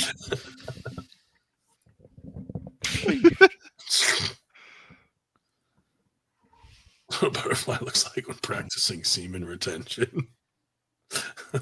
Eric, you ruined the show. Now it's all about butterflies and semen. Yes, I did. I don't know if it'll let me share screen. Hold on, let me see. I always have an issue with share screen on StreamYard for some reason. Gotcha. Let's see.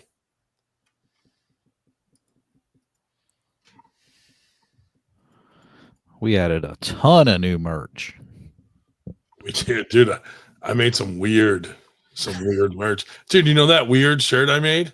Yeah. It has 98 all over it. You bought it? Yeah. Yes. You know who bought it? The Cody? owner of the Cinco game. No way. Yes, dude. I was like, oh, that's awesome. Cinco's sick, dude. I like it. Yeah, dude. If any of you guys want to purchase, it's kind of a strength game. Like when you play it with like strong people, it becomes like a serious strength game. I played it with 3 dudes. I played it with 3 other dudes that were much stronger than me. And I was like, oh my God. Let me see if I can upload that video. The game's fun. It was really fun, dude. Yeah. But it's on our website. You can also go to their website, and we have a discount code, which is 98 arms. 98 arms. You'll get percentage off. That's sinkogame.com. Yep. SINKOGAME. It was a good time. It was fun. I like it. We'll be bringing that out to the other events. Here's one. Let me post that. Almost. No, it won't. Damn it. It won't let me. Let me try to go to our website. I got to convert the video to an MP4. Yeah. But the one with the 98 all over it is hilarious. Like, if someone wears that, dude, I'm gonna laugh. Then it's like a referee shirt, it's just all black and white. I'm hoping someone orders the Armwrestling shirt. Hope someone gets it. If you like cheese, buy the Armwrestling shirt. Yeah, palm crusted steak, eh? Yeah, man. Honestly, we got Matt Connolly to try one. Oh, how was his reaction? He liked it, but like everybody else, everyone's like, "Hey, the flavor of a steak just alone is really good." Yeah. Mm-hmm. It's kind of one of those things where you try it once and you're like, "Okay, that was good," but I prefer. It was surprisingly good. Even though it was really out there. When we went at Winter Blast, we went out and we had a blue cheese crusted steak. Oh yeah, dude, that's pretty good. It was so interesting. Like, it was on a salty side for sure. I do like. Oh yeah, I do like my sodium. So, but it was good. I like. Was it like black and blue, or was it just yeah, it was like black and like it was charred black on top, and it was like blue cheese in the center. Like, oh, it was good. I love black and blue burgers. Yeah. Black and seasoned with some blue cheese. Dude, look at this shirt. Dude, I was like, is someone, and we made women's leggings in the same pattern. So someone could get that shirt and look really interesting. Real sexy. It's like 3D almost. Like fucks with your eyes. Yeah. Yes, it does. That's funny. All right. Let's see. Roy Baker, do you like fish? Oh my God, get out of here. I'm not even reading this. Anyways. Let me go back. Let me see what else. Did you see we got supplements now? Yeah, we got 98 supplements now. That's pretty cool. Yeah, dude. That'll be well, actually, it already is launched, but there's a bunch more that I got to load onto there. But basically, they released a supplement brand that you can rebrand as your own brand. Mm-hmm. So we went ahead and did it, and now we got those on the website, and it's just basic stuff, like creatine or protein powder or pre-workout. They got some gummies for some stuff like creatine gummies, vitamins, stuff like that. Basic stuff that people take anyway. They had some fish oil. So all the ones that were kind of like would be good for arm wrestlers, I chose those to put on there. Mm-hmm. And but yeah, they had pretty decent prices and stuff. So I was like, oh well, we'll try it. We'll see. I know most people have like the brands they like to use anyway. So I don't expect tons of people to come out and buy them, but you never know. People might try it out. So that was kind of cool. Yeah. Shout out Colby Hutzel buying the Lincoln Hawk 98 shirt. About the Lincoln Hawk one, dude. Yeah. Dude, it looks badass on them too. It looks like they filled the whole shirt with the logo. Like, it's big. Right. Yeah. I'm pretty tired. I had a long day today. Yeah, I feel you. I had a job interview today, and nice. Apparently, they didn't list the work schedule, and I show up and we go through the whole thing, jump through all the hoops, and they're like, "Yeah, we want you." I'm like, "What are just a question? Like, what is my week schedule like?" He goes, "Okay, you start Friday, and you end Tuesday. So Wednesday and Thursday are your weekend days off. Days off." I'm just like, for $17 an hour. Yeah. And then I'm like, just on the low, how long has this position been open? And he's like, "Oh yeah, we've been trying to fill this position for almost a year now."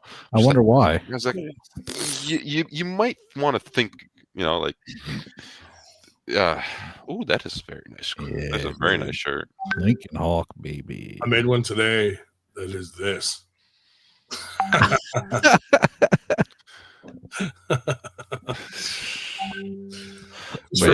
We're doing some that are just for fun, but yeah, that sucks, dude. Like, but no, I already picked up another one. So you're like, see ya. Yeah, I just called up somebody that offered me a job a while ago, and I start next week. What kind of job is it? Doing what? Kind of fits with that a little more. What am I looking at? My name tag. Oh, bigger. Oh, okay. Yeah, closer to that. So. Oh, that's good. Hey, every step towards that is in the right direction, right? Yes. So that's good. Mm-hmm. Cool, man. Are you going to try to win a truck one day like Lincoln Hawk? Yeah. If somebody puts up a truck, yes. Nice, dude. Dude, we got to find like a beat up old truck and we just like remodel it, bring it to an event. And bro, honestly, I would buy it. I would buy it and just, I don't know, park it in some field. Right. Have somebody like paint like a huge, or just you guys have like a 98 logo on it. How do you even play that? So Cinco. One person stands on each side of it, 4 people, and you grab it, and you have so like the people on both opposite sides are a team. So you're fighting each other. Opposite sides like this, or opposite sides diagonally? Straight across. Straight across. Okay. So basically, you're all holding it. So like it's a struggle because both the guys to each side of you are your teammates. So you try to move it one way and they're fighting it because they're holding the corners with you. Oh, so it's more like a twist. So yeah, you're trying to like trying to like move the board to get the ball to go into the hole of your opponents. I already have a design upgrade. Yeah. Change the handles like this. So it's more hammer curl based. So it's now you're having an arm wrestling workout. Yeah. Pronation. Yeah, dude. But it is super fun, and it's more difficult than it looks, dude. Like when you're playing against other strong guys, like stamina comes into play. Ooh. Do you guys know what this is? Yeah. That dude made them, and you can squeeze them. What's the name of it? Grip Deck. Grip Deck, that's it. Dude, the new version, the red version. Yeah. I was up in Canada and they were selling those, so I got one for Mike. Yeah. This was originally his, so like that's he did that. get it. It is like 3 times better than this. Than the late version. Is it like So smooth, so planted. He pretty much swapped the sides around, so like this is kind of how it looks. Like the bands are on the shorter side, and you have a longer handle now. Oh, I could 3D print those and steal his whole idea. No. No. It's like arm I shock. mean, you could. What does he sell those That's for? pretty cool. That is pretty cool. $40, I think. That's 40 cool. bucks. Yeah, I saw that guy a bunch of his videos doing it, like how he made one for himself originally, like out of wood, and then it just kept upgrading, and then he eventually 3D printed it and all that. It's pretty cool. Yeah, I don't even know where he sells them though. I think he has a website. Maybe it's on Temu, probably. Let me see. Where did I see the website? All right, fellas, I'm heading out. Grip Deck. Yeah, Grip Deck. I can't like. I look grip. I Nope, searched up for it. that's just regular decks. Regular what? Is that deck? Yeah. Maybe it's on Temu. I think I saw it, Temu. It's probably a knockoff on Timo, probably. Oh, No, so there's some on Etsy. Mm. Oh, Etsy. That's what. Yep.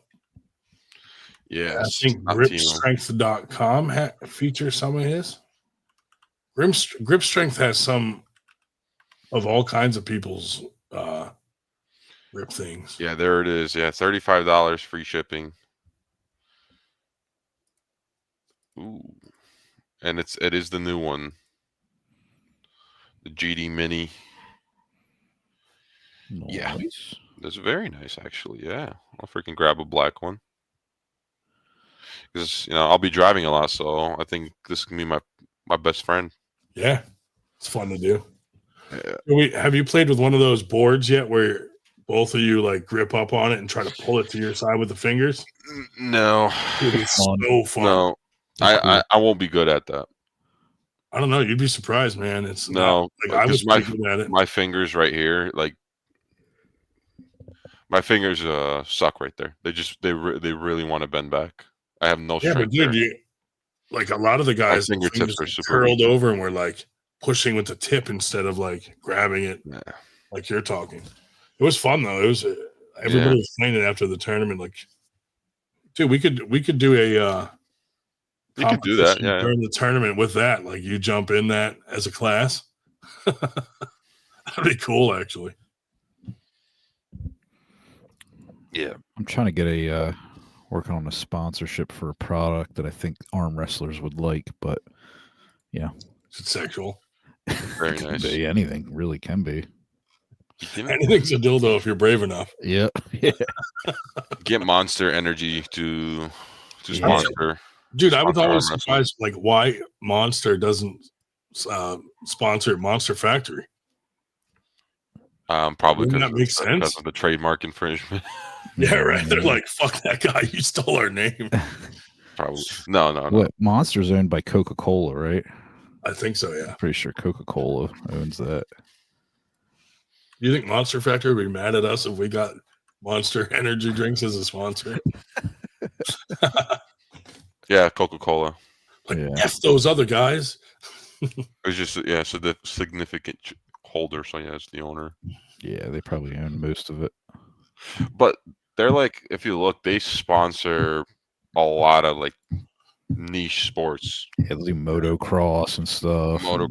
Bull riding, one of them. Like I saw that. I was like, Red Bull does a lot of that stuff too. Trans only volleyball. Yeah. Hey, Shubich is a coach of. No. Not anymore. Not anymore. Not anymore. He retired. Yeah, he's retired. But that would be cool if we can if an event can be sponsored by Monster. I'd love that. Well, now that 98, we can actually say like, hey, we have one of the biggest tournaments in the country. We're a national brand now with locations all over the country. We might be able to get some of those bigger sponsors now that we have a whole network of people that will promote it across the country. Yeah. For some reason, though, I feel like if it was an energy drink company, you'd probably get sponsored by Rain first. Well, you like that one? Not necessarily. They're fucking. Don't they have like 300 milligrams of caffeine in them? Yeah, They're yeah. like strong as fuck. I would They sponsored Strongman a few times. I've seen that. That's because it's Thor's. I would drop. But it it's into yeah. that. That's Huff. That's Yeah. the Mountain Game of Thrones Yeah. Thor. That's his brand. I don't like most of the flavors, but I stick to my white gummy bear. Like that's what I get. I just want to get sponsored by the Crack. Do you remember that one? Crack? Or Oh, yeah, liquid yeah. cocaine. Liquid cocaine. Is that what it was? It's called crack. Yeah, It was called Crack. Yeah, I remember that that's one. weird. That's weird. I like my white monster. We got 98 underwear now. Yeah, dude. Not a big seller yet, but It has the butthole cut out, so you can just. oh, Never mind. You got to do. You got to do as a joke. 98 G strings, but It's no joke, man. It's no joke. it's only selling men's. Call it a banana hammock. Yeah, exactly. I did do a bucket hat that matches that crazy printed shirt. Dude, imagine someone gets the bucket hat and that shirt and just rocks that. That would be insane. Top to bottom, dude. Hey, look And then who's live right now on Facebook. Steve Who? Fernandez. Oh, I got to see him up at the Turtle Man Classic. Yeah. He didn't talk to I'd me, like to but go. he was there. We didn't talk, you know. I was hoping we would, though, to be honest. I was hoping, you know, we could just squash our differences. But, you know, whatever. Yeah, maybe another time. Where Some other time. where is he live? Does he go live on YouTube or something? He goes on Facebook. Actually, sometimes he goes on YouTube. I think when they go live, sometimes they double stream on Facebook and YouTube. Can we multi-stream off of StreamYard or no? You know what? That's a great question. Just there. If we could hit like TikTok, because you can live stream on TikTok too. Facebook, stream everywhere. Yeah. Let me look. Multi-streaming is like the thing now. That's what all the big streamers are doing. They're just hitting every site that they can at once. Add a destination. Yeah. I could do Facebook. The problem is this. If we went live on Facebook, there's no way we could talk about milking butterflies and such. Like Facebook's stricter than YouTube. Yeah. So you got to take that into account. All right. You know? Oh.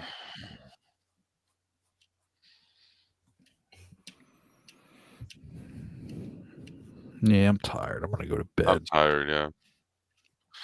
I gotta get up. I'm gonna go lay in my bed. Hop off. Maybe let's see what Steve has to say on his podcast for a little bit. Scroll TikTok for 3 hours. So They're talking about Peter Brandon right now. yeah. That's my boy. Yeah, he's a good dude. I gotta get my wife's car inspected tomorrow. Oh, I'm gonna spray paint the table legs, try to get that all done and build it. is it gonna be tomorrow. black? Take pictures of it, dude. Yeah, I'm gonna do black. Oh, I already have like black satin, and then but I'm gonna stencil 98 down the legs. Nice. Nice. I was thinking for my table, I was thinking white. I think I was doing white legs. That's cool. Yeah. I did. I just got my side pressure machine, Mm-hmm. and it was supposed to be 98 green, but it came black. So he actually mailed me the spray paint for it in the 98 green. So I'll be spraying that this weekend too, probably, because I want to do some videos with it. Don't smell the paint. Like those crackheads, they're like, I didn't huff paint, and they got it all over their fucking nose and shit. Yeah.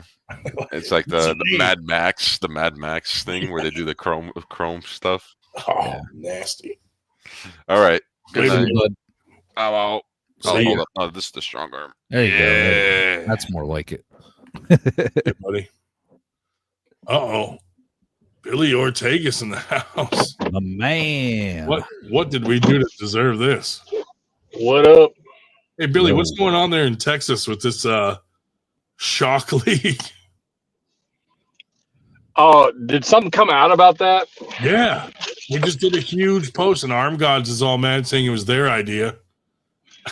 So there's been this guy. I don't even know who it is. There's been this guy.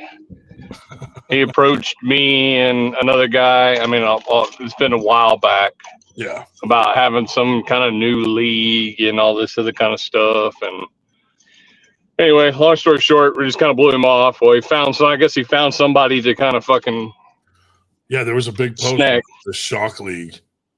Yeah, and he's got something to say. Yeah, it's some kind of shit about shocking. I don't know. I hadn't paid too much attention to it because I don't want to have anything to do with it. So Yeah. I But just yet- saw Texas, and I was like, oh, Billy has to have something to do with this. no, definitely not. And yet another thing in Texas. Yeah, right. What did you do to Arizona? What did I do to Arizona? I think you were a bigger part of it than I was. I tried not to be. I don't know what's going on there. We touched base about it a little bit earlier, and another one of those things where you hate to see it, but it is what it is. Yeah, Where did I see? it's unfortunate, but no, I didn't even. I've been at practice all night, so I hadn't seen anything. And then I was listening to the show on the way home, and I heard you talking about it, and I was like, man, I hope that's not what I think it is. Who sent it to me? A bunch of people sent it to me. Hold on here. Maybe I can put up the flyer.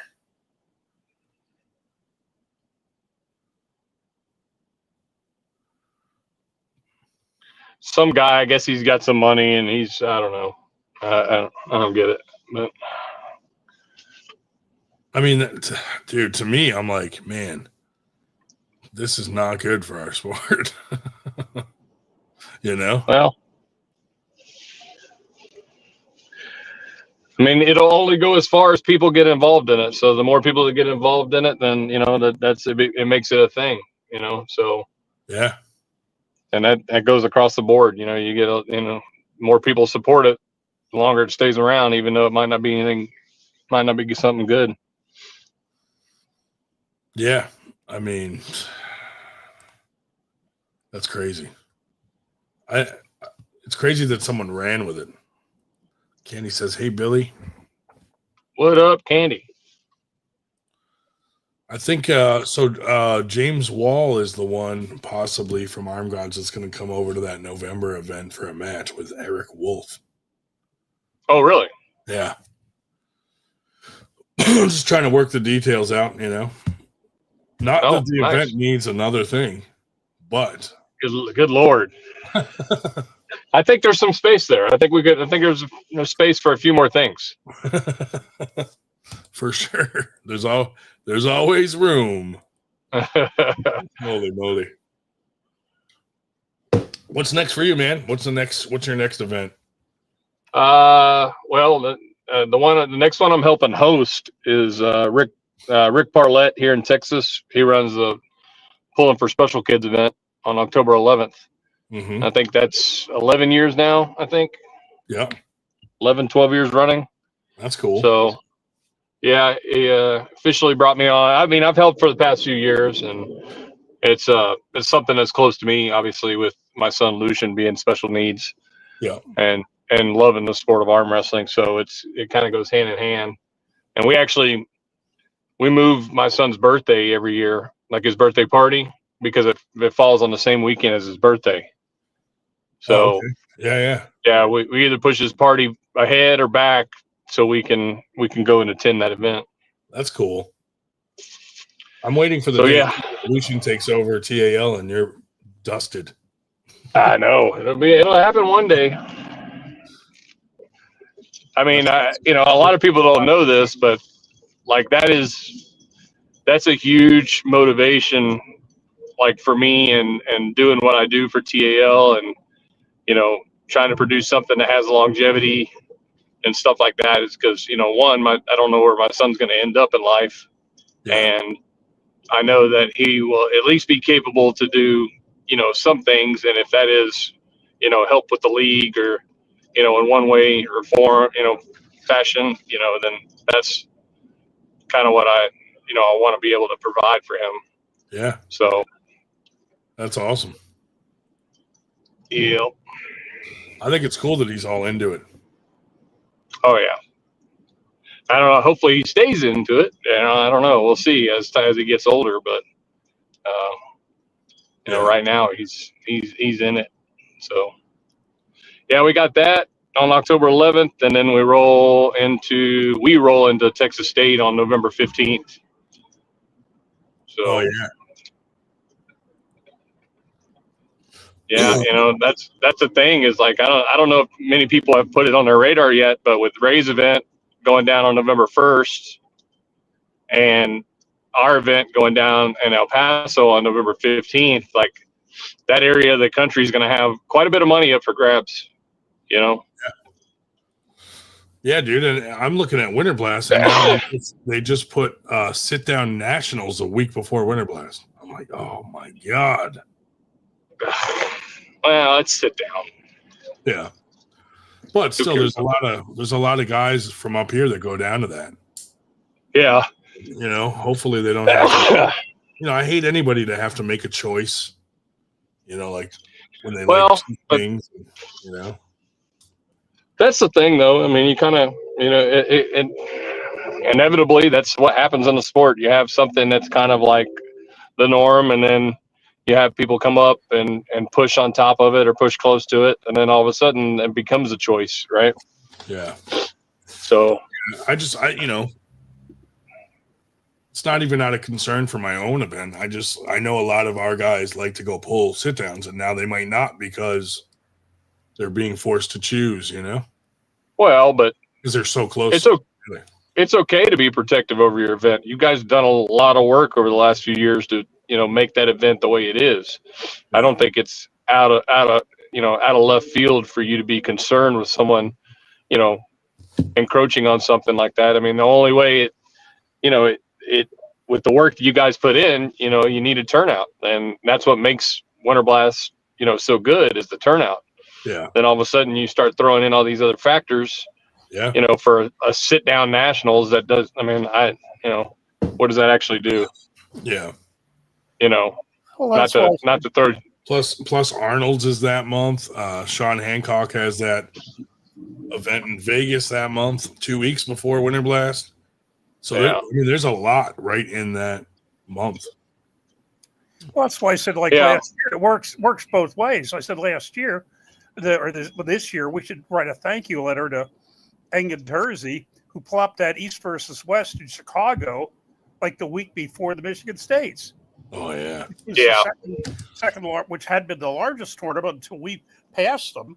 Well, we were down 100 people, almost 100 entries, almost. Yeah, you know, so they were down too because 2 hours away. All the big ones were down this year compared to the last couple of years or whatever. Yeah. Well, there's whatever. Yeah, there's factors to that, though. I mean, like, there's no doubt in my mind that whole deal with WSA played a factor in you guys having less turnout this year.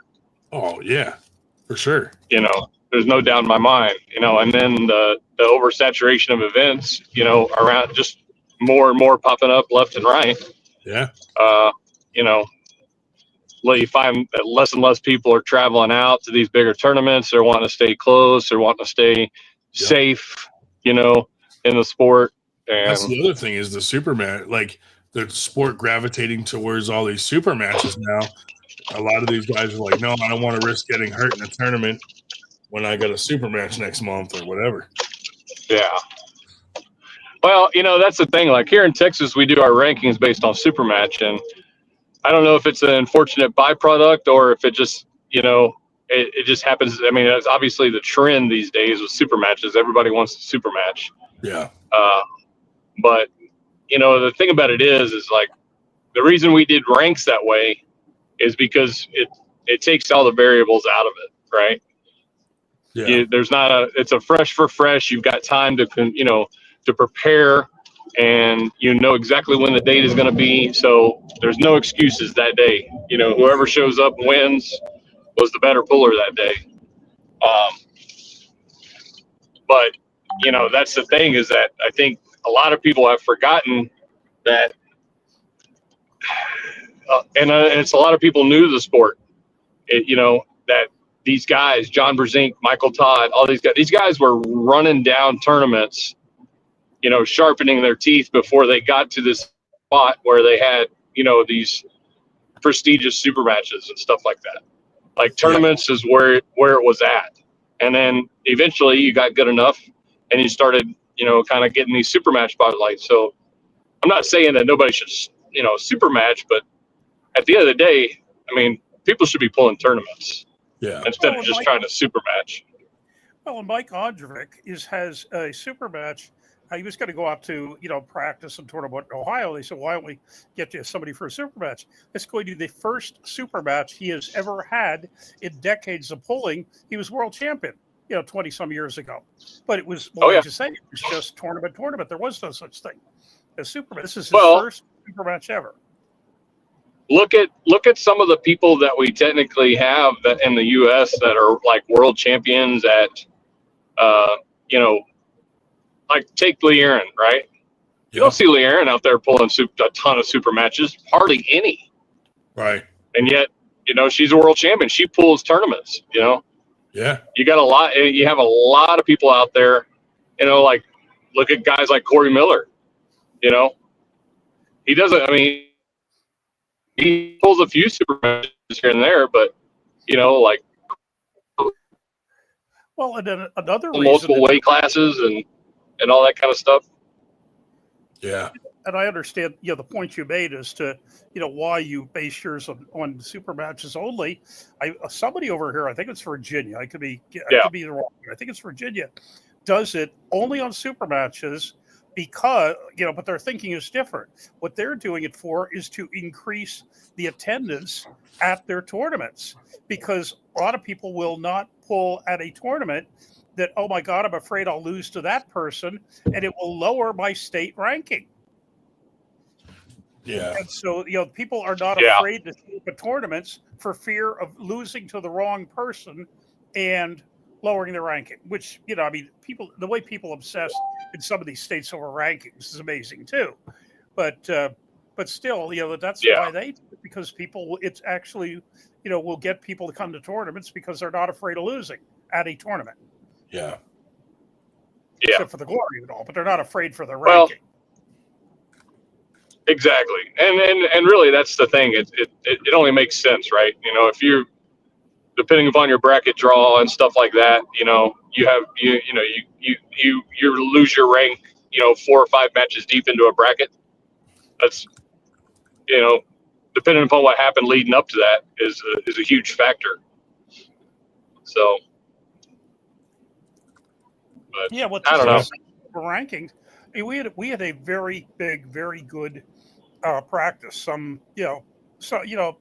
Early August, and really, had tons of people there. But there was one guy, and I won't name names, great guy, but said he was not going to show up because he thought if he did, the West Virginia States were 2 weeks later, and he might lose to somebody that he would otherwise beat. So you're denying yourself the fun of a really great time because you might lose 2 weeks later. With 2 weeks of rest, I mean, clearly, maybe I'm not the person to talk about it because I lose all the time. I lose more than anybody except Brian. But, but other than that, I mean, really. Well, I think just like with anything else, it's a pendulum, right? It's going to swing one way and then it's going to swing back the other. So right now we're, a bunch of amateurs are pulling super matches against their teammates and people that they're pulling in practices. And eventually all that stuff's going to run out, right? They're going to get tired of beating each other. And eventually they're going to have to, kind of like filter out and stuff. So maybe hopefully that'll be where it swings the other way and, people start, flooding the tournaments again. Mm-hmm. Yeah. Just got to ride it out. Got to ride the wave. And interestingly enough, where the big ones are down, we've had several of the not quite so big that have gone up this year. Our Antietam tournament went up. The Sean Latimer went up, what number of people. But Yeah. it's kind of weird. The smaller, still it's still, not that it was a minor tournament, it was a New Jersey State Championship, but it wasn't Winter Blast. It wasn't as big an event. But, Yeah. Yep. Crazy. What do you wear sunglasses for? I have no idea. I was Exactly. trying to think of a reason, but oh, here's that thing. Shock Grip Arm Wrestling. Looks like they Is that started on Instagram? I don't know where this is. Followed by Jody Williams. Oh, Jody. Shock Grip Arm Wrestling. New. That could be Instagram. That looks like Instagram. Yeah, it does. from the great state of Texas, we're told. So does World's first electrified league. Real shocks, real competition. Watch the sizzle and get your pro card. Coming fall of 25. Huh. We made a custom shirt for you, Billy. Look. Bam. Nice. With a matching bucket hat. Dude, I put it on just for fun on the website this morning and someone bought one. I mean, that's not surprising. I was like, holy Christ. I put it kind of as a joke, and so someone purchased one. I'm like, oh man, that's going to be funny to see someone running around with that on. What else? What else y'all talk about? Anything interesting? What else did we cover? Well, no, I mean, Jody was on for a little while, got on his soapbox for a while. Yeah, just who knows? It's still early. We didn't go. We didn't go as long as usual. Was his usual candid self, and said at least 3 times, maybe 4. People may hate me for saying this, but then went on and said something that really wasn't particularly nasty at all. Just people have different opinions. Yeah. Who was saying that? Jody Williams. Oh, Jody. Yeah. Yeah. But yeah, we didn't really have we just Kind of a light night, no? Yeah, we had kind of a light night, so we didn't really get into anything too deep, Yeah. Not a whole lot of semen talk. I did catch some of that. Yeah, what's up with butterfly milking? Is that a real thing? I don't know. I was just as intrigued as you were. Yeah, I'm gonna have to look deeper into that. You're gonna have to do some research. Huh? Yeah, I can't speak on it without doing some research on that. Oh man, too funny. How about AUA stuff? I feel like we should have an AUA meeting. Man, I don't know. I'm a little bit excited but concerned because I don't know. Yeah. I think the reason why, I mean, we see it, as trying to organize and stuff like that. I think the reason why you don't see coalitions form is because it's just seems to be that difficult for promoters to really kind of work together and kind of come to a commonality on some things. And, oh yeah, so, but hopefully. Good example is Arizona. Which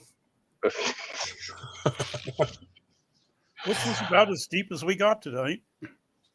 No, but like with the AUA stuff, I mean, I don't know. I feel like we gotta have some sort of meeting and tell everyone what's expected and this and that, because there were some guys that said they never got the welcome package and didn't know some of the rules. I think that's a very important part of it. So Yeah. without them having all the information, we can't really get angry if someone breaks a rule that they didn't know was a rule in the first place. Well, I mean, yeah, there's like some nuances and stuff like that are kind of like, okay, well, like for instance, there was a deal about we have a rule about the tables, right? And so I mean, it's in simple text and all that kind of stuff, but there's the meaning behind it is like, look, don't be using a wooden table. Don't be, bolt your table down. Yeah. If it's more of a hazard than it is an arm wrestling table, then hey, we need to work to fix that and bring that up. Yeah. Like the refs, we want all the refs wearing, proper attire, but there's some exceptions in there. If you're doing an outdoor event and it's super hot, throw some black shorts on. That's cool. Yeah. We just want to present a professional look when it comes to that. Yeah. Like the big thing here is, and it's something that's going to be an ongoing process. Obviously, is getting more certified refs, because we have a number of promotions in the U.S. that are running tournaments with guys that have been just kind of reffing. They've never been certified, or maybe they're not certified. They don't want to be certified. And, right. So it's kind of like, well, okay. That's one of the things we need to bring up. Like the professional side of it. What's that? So they arrest a drinking on the job. Yeah. That's another thing. Like, we need to stress the importance of negligence, and that, you can create whatever kind of waiver you want. But at the end of the day, when you introduce negligence into it, then that piece of paper don't mean jack squat. Right. And part of that is, your staff drinking, the people that are responsible for, trying to make sure things go off safely and everything like that. And I know it's been done for like a long time. I mean, like TAL, when I first got involved, it was just, I think it's just part of the culture, right? And so we fell into that same thing. And then, shortly after I took over and started really kind of, diving into, things, it was extremely apparent that, we needed to make some changes. And that was one of the things that I put out, was like, look, we can't have anybody drinking while they're working. Yeah. And I go as far as like, even like, I'm serious about it. Like I had, we did, I think it was Northern this year. Yep. And we went into overalls, and Marcus, one of my head refs, he didn't know, that we were going into overalls, but he had already ordered the drink and started drinking on it, and I was like, well, we're doing overalls. And he's like, oh, I already started drinking. And it was just his first one. But I was like, okay, cool. Just stay where you're at, Yeah. But, it's like, it's important. And then the promoters the same way. The promoters have a job to do too. They're the responsible party at the end of the day over everything. So yeah, they got to be with it. And we've seen a rash of promises being made and not fulfilled. That kind of stuff's got to stop. Don't commit to stuff that you're not prepared to, to follow through with. Yeah. Like payouts and stuff. And, if you're committing to payouts or you're doing stuff like that and you can't follow through with it, or you're banking on something else to come through or something like that, then you just can't do it. Right. And so there's and I'm not saying like there's not a bunch of people doing it, but like when it happens, it's pretty significant. Yeah. Yeah, I mean, hopefully, obviously it's hard to monitor all that too, because we can't be everywhere, and people have to, these promoters will have to, police their own leagues, kind of. Yeah, well, I mean, you just hope that, if you want to be in this and being part of this, and then be part of a standard that when people look at your tournament, they can expect certain things. They're not going to show up, and the refs aren't going to be outside smoking dope or drinking or something like that. Funny Yeah. you say that. What's Well, up? Like there was a particular. No, you're absolutely right. I was thinking policing themselves, and I wasn't thinking about the outside smoking dope. I was thinking more in terms of promoters that can't control their potty mouth on the live feed. Well, There's that too. that too, yeah. Especially with women and children in the crowd, that doesn't look good, Or taking a 45-minute mid-tournament smoke break for marijuana. Yeah, there's a few things that are shunned upon. I would think. But pullers, here's the thing too, though. I mean, it's like not only the promoters, like the pullers have to police this stuff too. I mean, they should start caring about these things. They really should.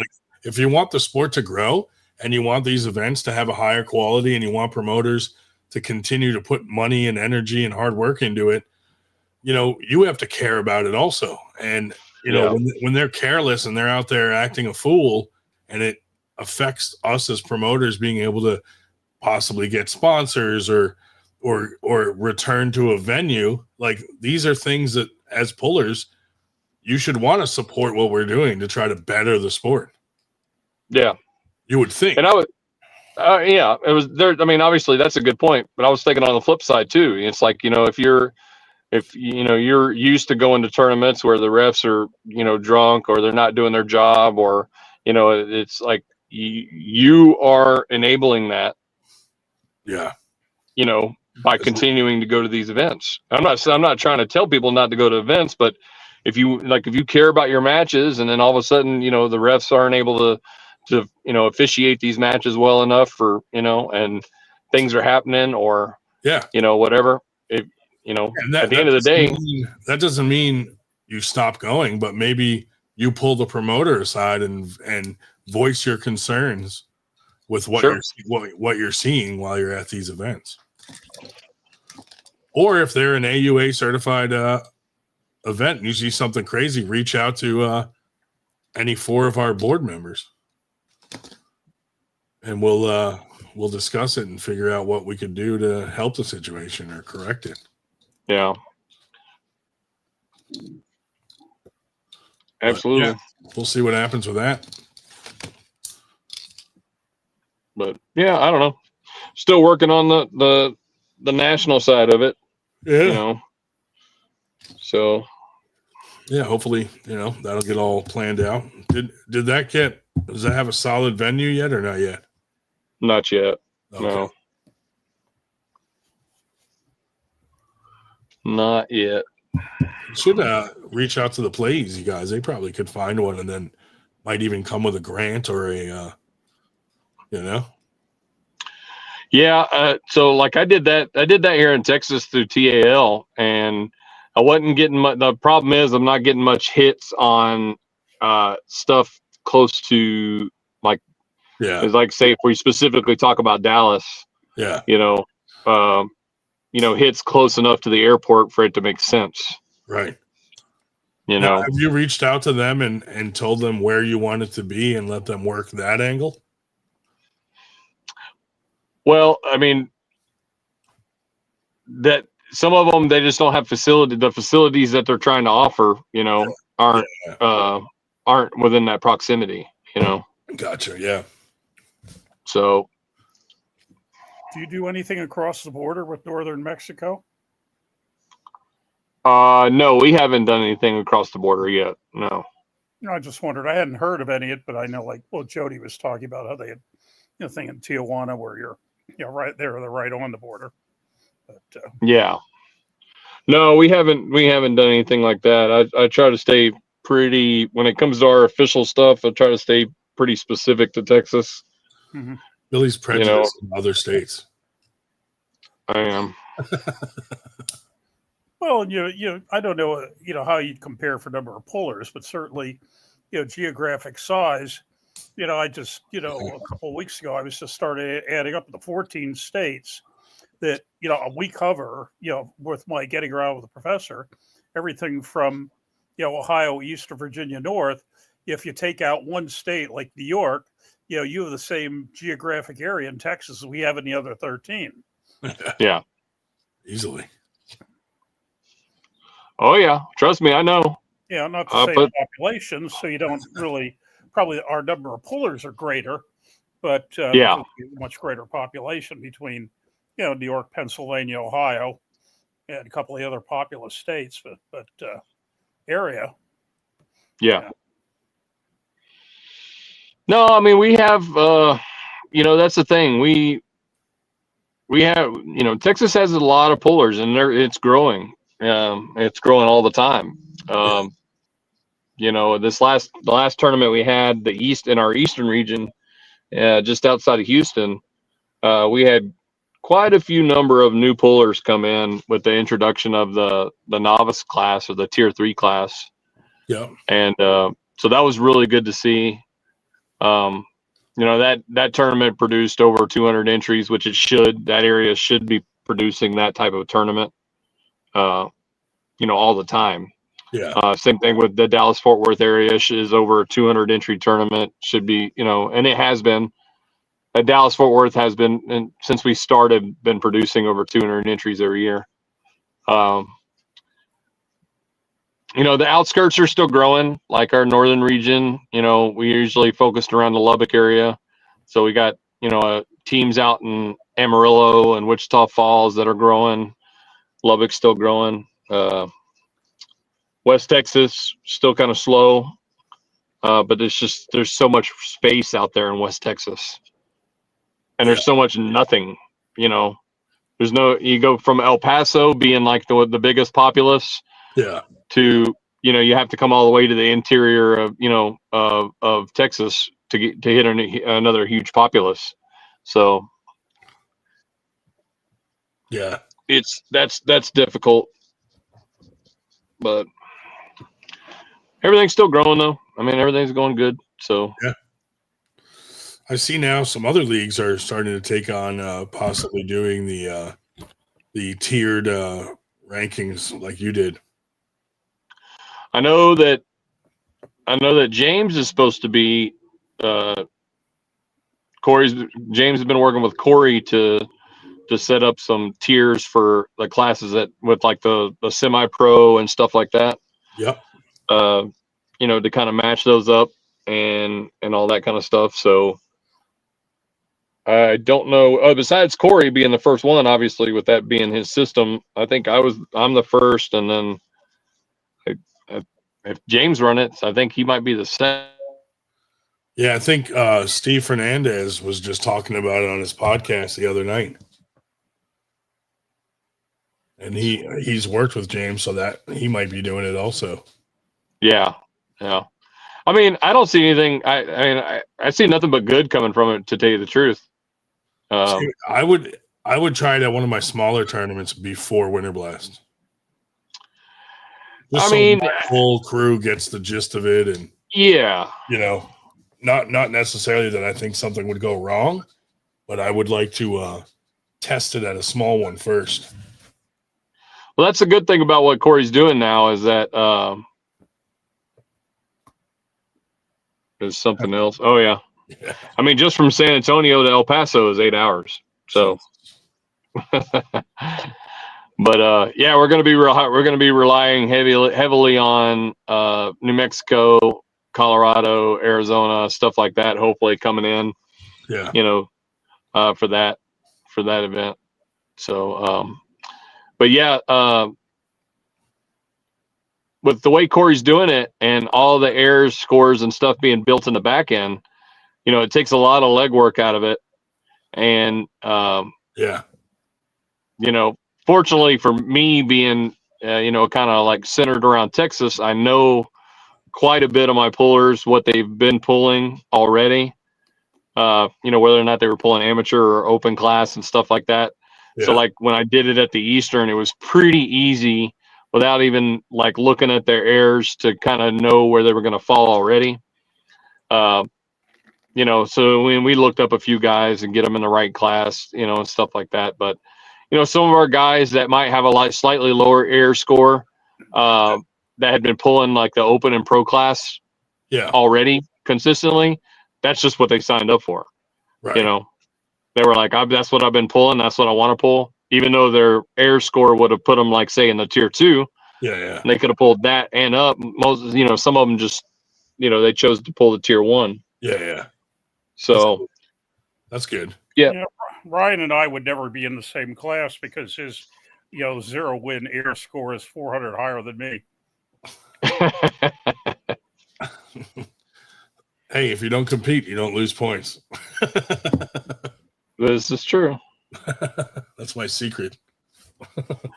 But yeah, I got to start working on, because we had announced Texas State prior to making the change on this. So I've got to work on some new promotions to come out to let everybody know that, hey, yeah, we're doing the tier system at Texas State and stuff like that. And I think I've figured out so I did have some concerns with the seating. Yeah. And I understand it and I kind of don't understand it. So I'm kind of like split on it. Yeah. But I think in talking with Corey, what might be a really good situation. So if what I'd like to do is the 64 seating, the Super 64 seating. Mm-hmm. And what that does is that seeds the bracket exact from the highest numbers to the lowest numbers. Yeah. Right. So the 2 highest guys in the class are going to go up against each other round 1. Yeah. Now, some guys like that. I got some real big gamers like a Dustin D. Woody. Yeah. He's like, give me the hardest guy first. I want to go against the hardest guys, fresh for fresh. Like, that's what I want to do. Then you kind of have some guys that are kind of like on the traditional seating side where it's like, hey, I've kind of maintained my score or whatever like that.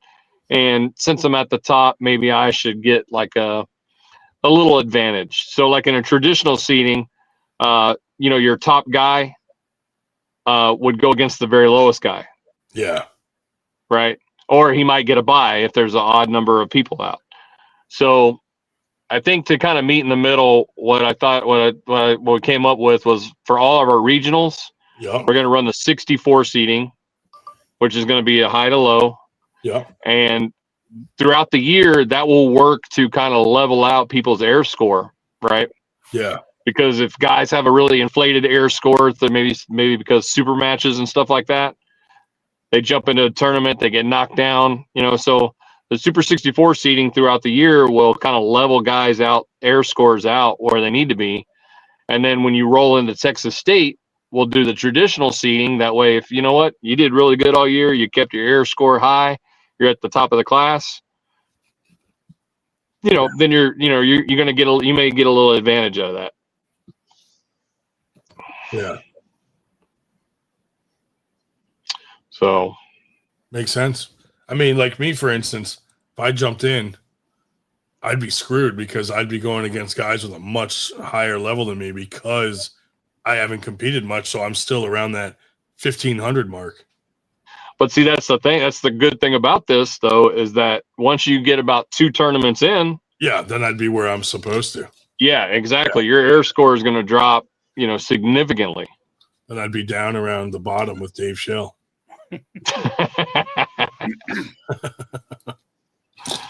So, but that's the thing. I had this last tournament, I had guys that pulled the novice class because it might have been their only second tournament. Yeah. And they did so good that I had guys that were had over 100 points earned. Damn. That's awesome. So now they're pulling I have one guy, I just looked at him. I had one guy, he goes, do you think I should pull pro on the tier 1 at Texas State? And I looked at his score. I was like, dude, you don't have any choice. Yeah. You're like, now you have. Now he'll be at the lower end of that bracket for that. But, Yeah. That's funny. Well, I'm not sure that that's really the greatest either, just because, they may have, I don't know. I've heard people that object to that just for safety factors. That you really but Dave, he'd be going against guys if it's seated properly, like Billy wants to do, like the 64. Yeah, he'd be going against guys with the same score. Yeah, yeah. He wouldn't be going against the number one in that class. So they have the same score and they have the same win record, but but on the other hand, they have more experience. They have more time in to toughen up the bones, the tendons, and so forth. I'm thinking of terms of just would it be a safety issue? Well, it'd be like any lower level pro going against another lower level pro that might have more time in, but just isn't that strong. Yeah. You know, it actually works out to be the same as a regular tournament. We got guys that pull up that maybe don't yet belong in pro or semi-pro, that are amateurs or novices, that just want to get as much pulling in for the day as they can get. Yeah. Well, see, the reason, like this particular guy gained so many points because he pulled the novice class, the tier 3 class. We call it a novice, but at the end of the day, it was, it's because of your air score. Yeah. And then, and because he was under 2 tournaments, and then he pulled the tier 2, did really good in the tier 2, which you could consider your amateur class. Yeah. So that's how he gained so many points. So as far as like, I see exactly what you're saying, Dave. Like, I guess depending upon the puller, but at the end of the day, sometimes you got guys that walk in that have only pulled, 6 months, and they're, wanting to step up into the pro category. Yeah. So that is true. it's just something to have to keep an eye out on. Or these open tournaments, like, TJ Foley's tournament was open that one time, and I had to go against a pretty well-seasoned pro for my very first time on the table. Yeah. Luckily, I wasn't strong enough to, hurt myself. Weren't even strong enough to hurt yourself. Didn't slow anything down whatsoever. It's like just kind of rolled out. Hey, no injuries there. Yeah. But yeah, I mean, in that case, if 2 people are way off like that, it's probably just going to be a quick flash pin and less chance for injury, hopefully. Yeah. I mean, it worked. Like I said, it worked out pretty good at that Eastern. Everybody was. It seemed like there was a lot better competition, especially like in the tier 2 classes. So we had 0 injuries, no injuries at all. How many leagues are doing it now? Doing what? Doing that, the tiered. I mean, outside of Corey, it's just me and James that I know of. So Corey was the only one doing it at his own events? Yeah, Corey's been running like the beta basically at Colorado and Wyoming for a few years now. Gotcha. Yeah. Okay. Yeah. So I think he's since upgraded, but I think the first couple of years he ran that, like the novice class. Yeah. They're at a reduced rate for entry. So I think he was doing like maybe $20 for entry for the event, but they were getting no awards. Gotcha. So it was like, hey, you're just in it for the first time, get your feet wet type thing. Yeah. And he said a lot of people were receptive to it. And I think since then he's been figuring out how to give some awards for that class and stuff like that. But the last 2 Winter Blasts, Corey wanted to do it seated. Yeah. And I kind of was like, let's not do it at Winter Blast. Well, I mean, like I said, I would rather do it at one of our small tournaments first. Yeah. So all of our guys are on the same page and get the gist of it, so we can speak confidently on what's going on to people, Yeah. I mean, it just depends on if he's doing with the traditional seed or the 64 seed. But at the end of the day, I mean, it does a little bit extra administrative work by, at that time putting the air score in yourself. But since then, like I said, Corey's got it built into the back end. So as long as you have an updated, data sheet and on the backside of your software, then. Now, I'm sure there's probably a few people like a first timer, for instance, where you just throw them in, whatever, 3rd class or whatever. Well, that's what we did because they're brand new and they're not in Aries yet. Yeah, and they'll start off with a 1500 default score anyway. Yeah. But also the better thing about this is that there's actually no more amateurs. So like these guys, even these novices, they start feeding into their air score from day one. Right. So there's a huge modifier. So if someone comes and says their first time and they're starting with a 1500, yeah, are you throwing them in whatever tier that puts them in, or are you letting them start in the third tier? No, we're manually putting them into the novice class. Okay. Yeah. And it'll, like, the way Corey's got it set up is that it'll give you, like, you put that guy in there and it'll show 1500, right? And it'll give you like a little warning box. Hey, this guy's score is too high for this class. Would you like to proceed? And you just click yes, puts him in the class, and then you go on. That's good that there's a pop-up like warning you, like, hey, you're putting this seated guy in the wrong class. Absolutely. Yeah, that's cool. Yeah. So but this, because you're not doing it under amateurs, you're doing it under tiers. Everything is an open score now. Yeah. So like they don't work on an amateur score until they start pulling open and then actually get an open score. Everything is open now. Yeah. So their numbers are gonna start real from the first tournament that they pull under this tier system. Yeah, and it'll adjust quickly. Yes. Yeah. That's cool. Change the subject. Different question. Do your referees also compete at a tournament where they are refereeing? And if so, how do you work that out with your limitation on how many classes they may pull, what it costs, so it's free, whatever? We talked about that. Oh, you did? No, well, me and Billy did on the phone one night. Yeah. So, I mean, typically right now, the way things run is our staff, they pull, and I have guys, it's not too crazy. I have a few guys that might pull. I have one guy that likes to pull like his class, the master's class, and stuff like that. So we might have one or two reps that might pull 2 or 3 classes and stuff. But typically, I usually have a couple extra refs to filter in, for that. Yeah. So that our referees still get the opportunity to pull and stuff like that. Yeah. So what if you had guys that were pulling like 6-7 classes?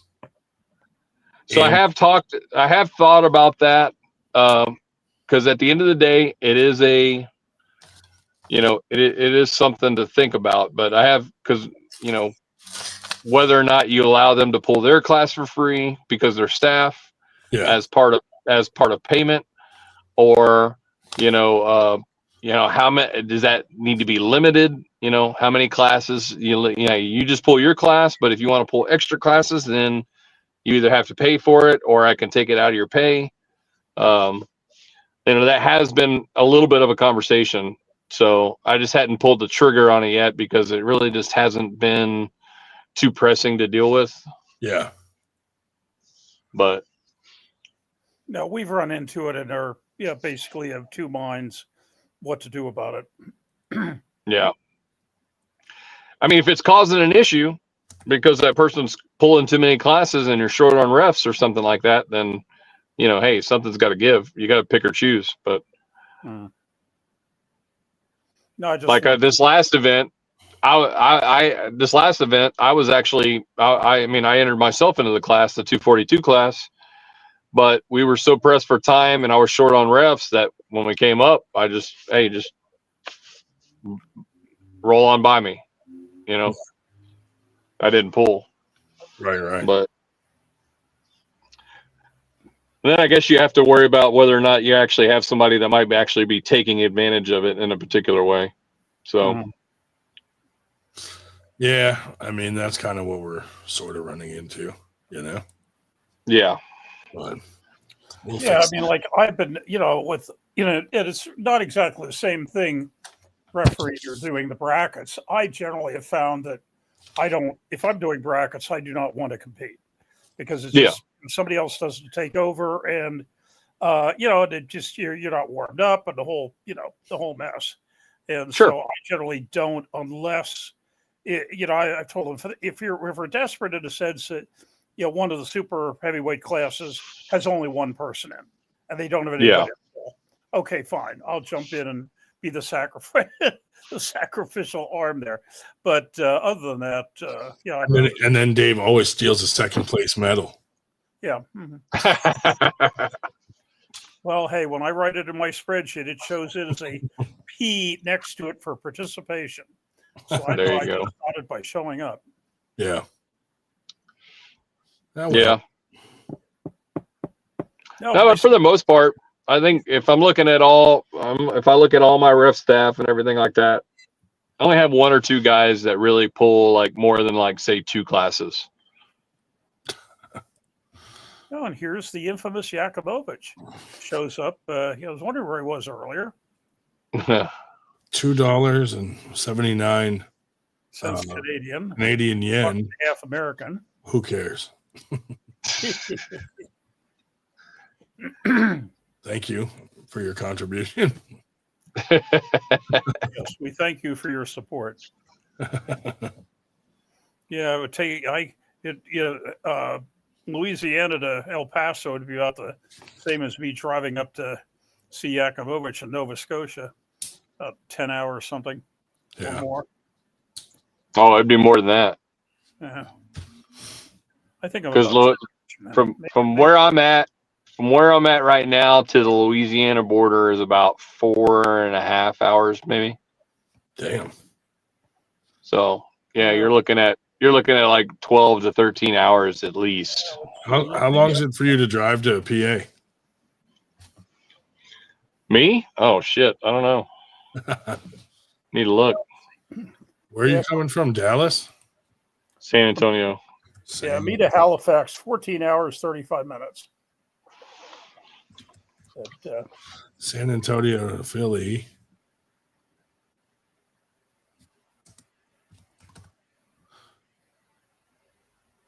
$25 hours? Oh. No. Oh, God. Yeah, 25 Nope. hours. 25 hours, 9 minutes. yeah. Yeah, from Allentown. 1,743 miles. How many? God. 1,743 miles. Well, I'm 1736. Yeah. It's by way of 81 down to 40 in Tennessee. Across. I guess Billy's flying to Winter Blast then. I don't know. I got something else going on in March. Well, we'll see who pays you more to come out. Can we start the bidding? Yeah, let's go ahead. Let's start the bidding war.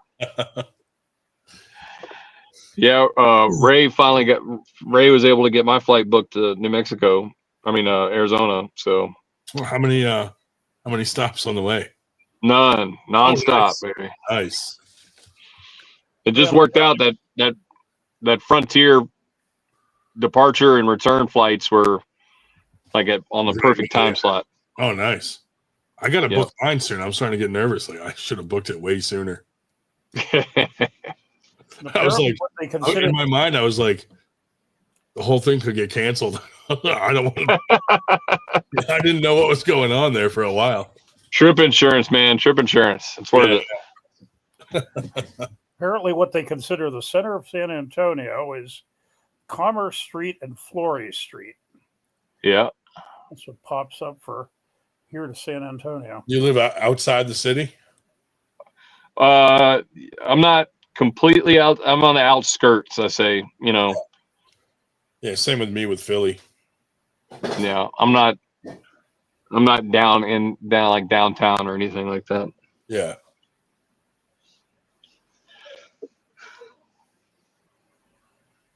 Yep. So that would be fun though.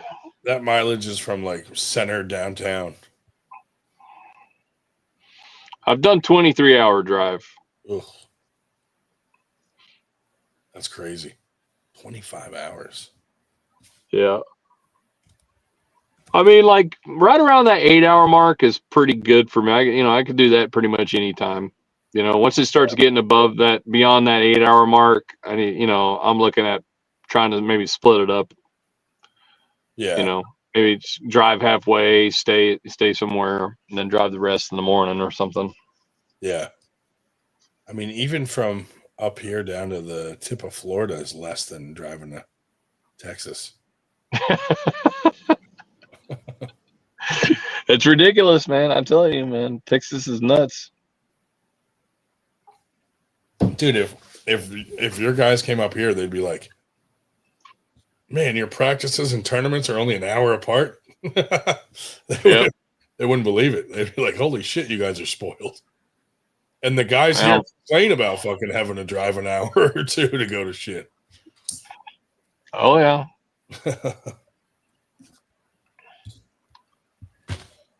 Different parts of the world. I know. I mean, hell, with traffic and everything like that, on Friday afternoons going to practice, it takes me, 45 minutes to an hour. Yeah. Just to get across town. Oh, my God. Well, yeah, like Ryan was, when coming to practice, he comes up to Allentown, which is, 60 miles north, because it's, shorter there, charging up the turnpike than trying to get across the other side of Philadelphia. Oh, yeah. Yeah, I mean, technically, that practice is like 40 minutes for me, but it was a lot easier to go to Dave's because there's less traffic on a Sunday going up there than to try to go to the other side of Philly on a Tuesday night during traffic hour. It's like, Jesus. Now I go to Sean Latimer's, but that's only like 28 minutes away from me. Mm. When I show up. Well, and Paul comes up from Philly rather than try to get across town. So we have a couple of people that come in. Paul Lynn Jr.? Paul Lynn Jr., yeah. Yeah. Yeah, I put up something. How far is it to your practice, Billy? What's that? How far is it to your practice? On Friday afternoons with traffic, it's it takes me about 45 minutes to an hour, but on the way home, it's only like 25 minutes. Gotcha. So you go to your practice, then you go back home, and then get ready for work, and then go back to work. Yeah. Gotcha. I never know when your schedule's like. I'm always afraid to give you a call because I'm like, man, I don't want to be that guy that wakes him up while he's sleeping after a fucking long shift or something.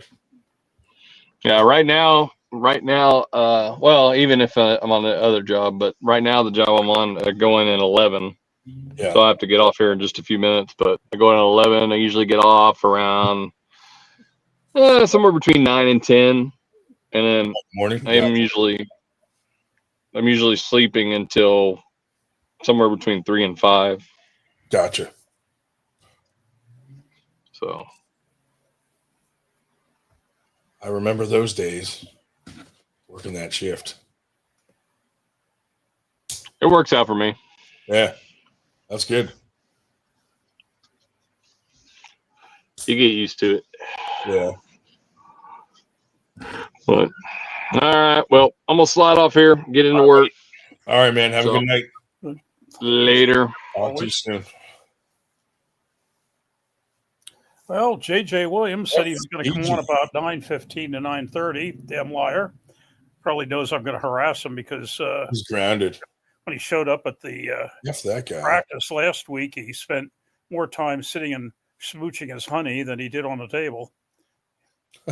Held more hands with her than he did with the rest of us combined. Oh, dude, think about it. How old is he? 17? Yeah. Probably the first girl he ever kissed or fingered, Weird. Yep, he'll be 18 in, I think, November. There were 2 or 3 other guys there that were 16, 17. That FTG is finger that girl. Oh, well. Anyway, I like having Billy on. Billy's a good dude. Mm-hmm. Become pretty good friends with him over the years. Anyway, I really have nothing else. I know we're trying to plan some more big interviews on our Center Table podcast. We're working on getting the headquarters if we can. I'm actually waiting for a contract from them to state how much the rent would be and all that stuff, and see if we can pull it off. I might have to sell my house and just live there. but we'll see what happens. Once we get it set up and get it running, it would pay for itself rather quickly, just by throwing not only our events, but by renting it out as like a party type place, Mm-hmm. Yeah. Speaking of which, as far as moving, I thought that I really should get out of this place I'm in into something on one level. Oh, you want to live in the warehouse? I'm sorry. I said, perfect. You want to live in the warehouse? Yeah, looking for what I'll I'm be your looking at roommate, is like maybe something like I was just earlier today. I was just scrolling through one of the the realtors things on Facebook or homes.com or where the hell, and what would be perfect for me would be like a double wide manufactured, but I need it out on the road, not in a mobile home park. Because I was looking at that, and these damn mobile home parks, the HOA fee, $500 a month, $750 a month, $775 a month for fucking what? Yeah. My father was paying $500 on the senior rate, God, 20 years ago, and they didn't do anything. They plowed the roads, big whoop, just like the city would. But they didn't cut the grass. They didn't, shovel his walk. Yeah. What was he paying? Oh, well, we had a clubhouse. Well, yeah, and he had a bad leg and never used it anyway. But so what are you thinking of doing? Like moving into like possibly like a condo or something where they? Well, what would be good for me would be something like a double wide manufactured, but out in the countryside, not in a mobile home park. Yeah. But we'll see. Whatever. Now, would you stay up there in the Allentown area? Or? Yeah. I've lived in here except for 10 years out of town when I was at college and a couple of years in Johnstown. Yeah. I'd stay in this area. Yep. I mean, hey, you're I'm not really in the mood to move into a warehouse in Philadelphia. But yes. Aston, PA. That's Delaware County? Yeah. Yeah. Yep. Well. But anyway. Yeah, so essentially, even though it's people are going to be disappointed if we close up before midnight 2 weeks in a row, hey, when you don't have anything to say, it's time to stop talking, right? Yeah. I agree. I mean, we'll get back into the swing of things. We're still recuperating from having our tournament last weekend, and we got so much stuff going on. Like I've been up, I haven't slept for a while. I've just been up because everyone's sending me their logos for the t-shirts. I'm trying to get those on the website so that each franchise can start to make their own revenue from it. But yeah, working on a lot of the design stuff. And, like I said, we started selling some 98 supplements now. That's a whole other thing that we're going to be kind of launching on the website. But yeah.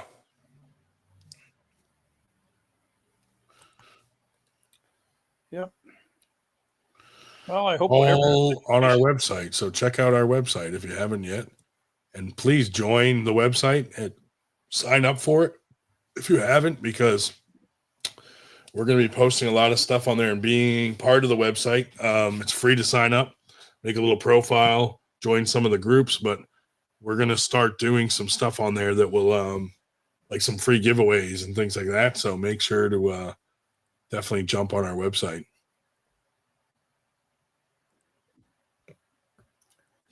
Yes. Well, I hope whatever's dealing with your eyes clears itself up. What's that? Hope your eyes clear up. Oh, they're fine. I just put them on because I couldn't find my glasses. Oh. And these are prescription sunglasses, and they were on my dresser, and I just was like, sunglasses tonight. Screw it. Yeah, somebody, I think it was White Wolf. Somebody asked you if it was pink eye again. No, I don't. I've never gotten pink eye. Yes. Yeah, the headquarters that I looked at, it was an old gym, and it really just needs paint because their colors were like bright orange and something. So we could just repaint it, build a couple walls to frame out some offices or something like that on one side. It already has one office, has 2 full bathrooms for the gym, super nice lobby, and it has a kitchenette. So we would turn that into a full commercial kitchen so that we can be the one serving food at our events and stuff like that, so that we're not just making money off the event, but also on the food and beverage side of things. So that's something we're working on. And if I can get us in there, I really think we can make that happen. I mean, if we did an event there, an arm wrestling event every, say, 2 or 3 months, but then in between we're renting it out to parties, and we could host bingo nights there, comedy nights, music nights, whatever, build a nice stage. We probably could do some really cool stuff. Yeah, and of course, you saying that reminds me of when we held a couple events at Brian Cade's Motorcycle Club. Yeah, perfect. And which reminds me that, should we say, not that Brian's necessarily here watching, but Brian has just celebrated, if that's the word I'm looking for, 30 years with the Philadelphia Police Department this week. Yeah. Put that up. So congratulations on Brian for, serving and surviving 30 years on the Philly Police Department. Yeah, goddamn. Some of the whack jobs they have down there. Oh, yeah. Yeah, that'd be cool. I was talking to him a little bit about it because his was set up as a private club, and there's some loopholes there for being able to serve alcohol and do some certain things. So we might look into that where it's a private club situation, We'll see. Yep.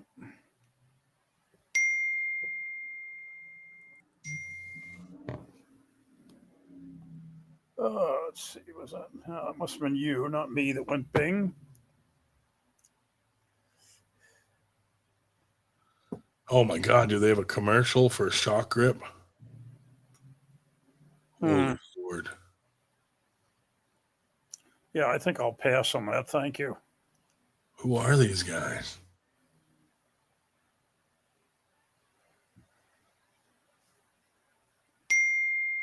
Holy Lord!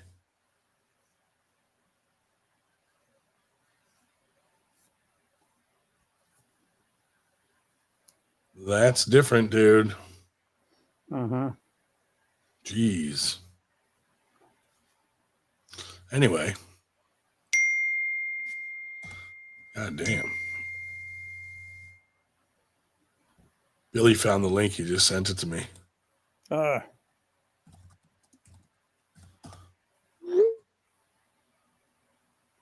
they certainly do things different in Texas. Oh, yeah.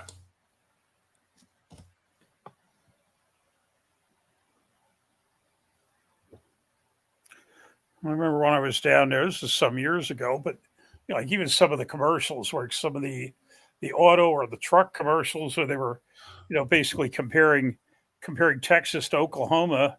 They were basically insulting Oklahoma to sell trucks in Texas.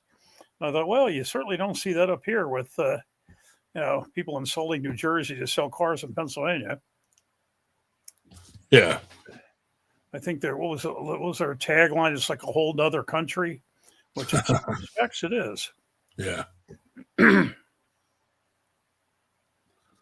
Yeah, this arm shock grip, whatever, they're hitting the guys with a cattle prod that lose. Holy Jesus. Yeah, we don't probably have quite as many cattle prods laying around in Pennsylvania as in Texas either. They hired like these good-looking women to be the cattle prodders. Prod person? Oh, God. Jesus. Oh, yeah. The dude got zapped for a foul. There's no way this is gonna take, dude. Come on. Okay, that guy just lost. So now he gets cattle prodded.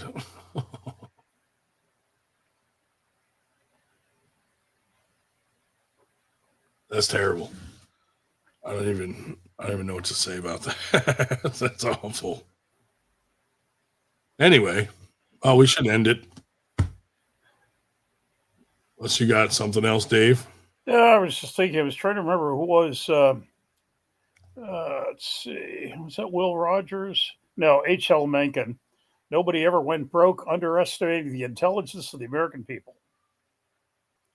H.L. Mencken.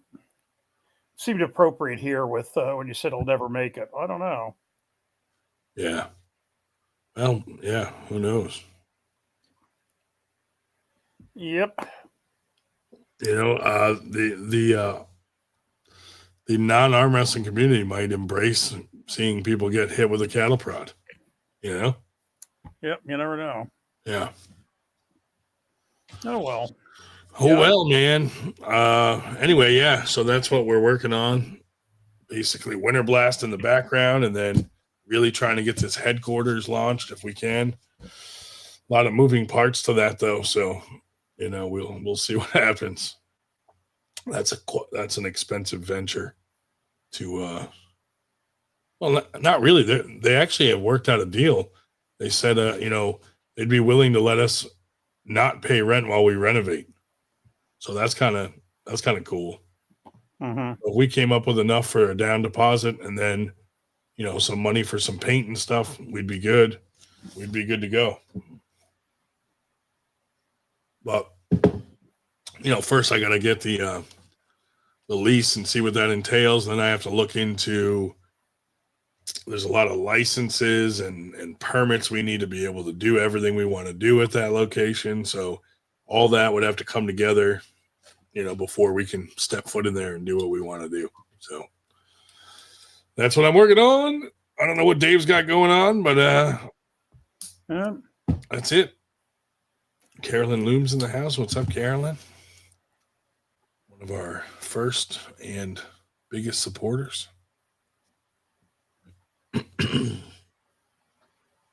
But yeah.